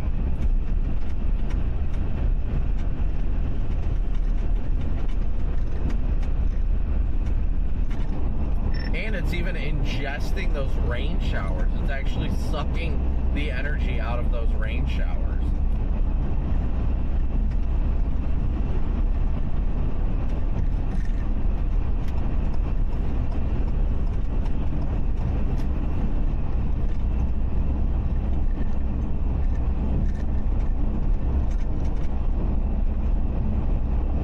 Guys, that thing is getting a more interesting look by the minute.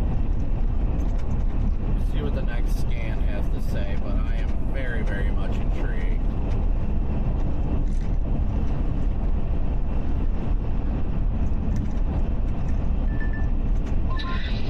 I don't know why, but I've just ingested a very strong odor of watermelon. Somebody help me understand. I just got a notification on Google Maps that the road is in fact unplowed a mile ahead of me.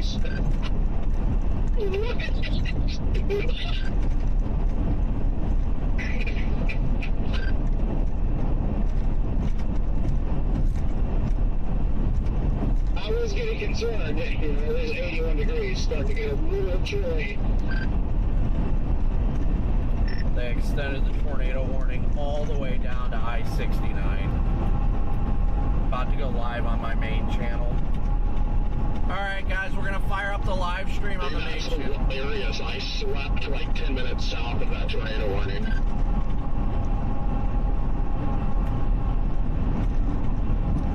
Whoa, what a weird radar evolution. Look how far south that is ruined from the main. What in the world? What an elongated hook.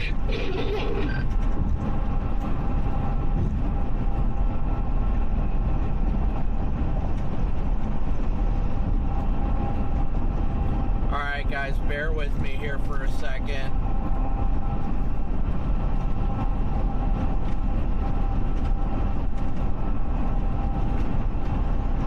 Why is that not working?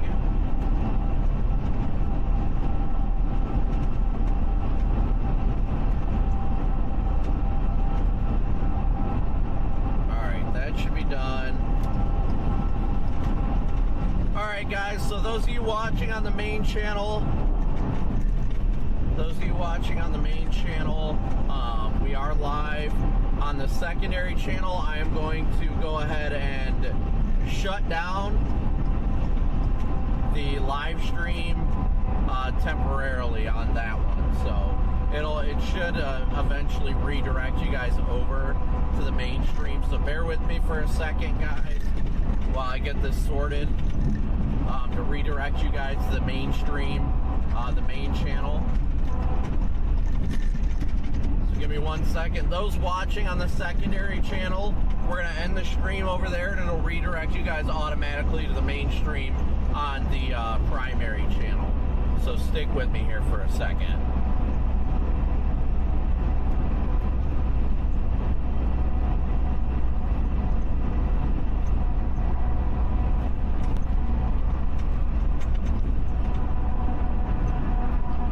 Blasting north towards this active tornado warning right now, just outside of Fort Wayne.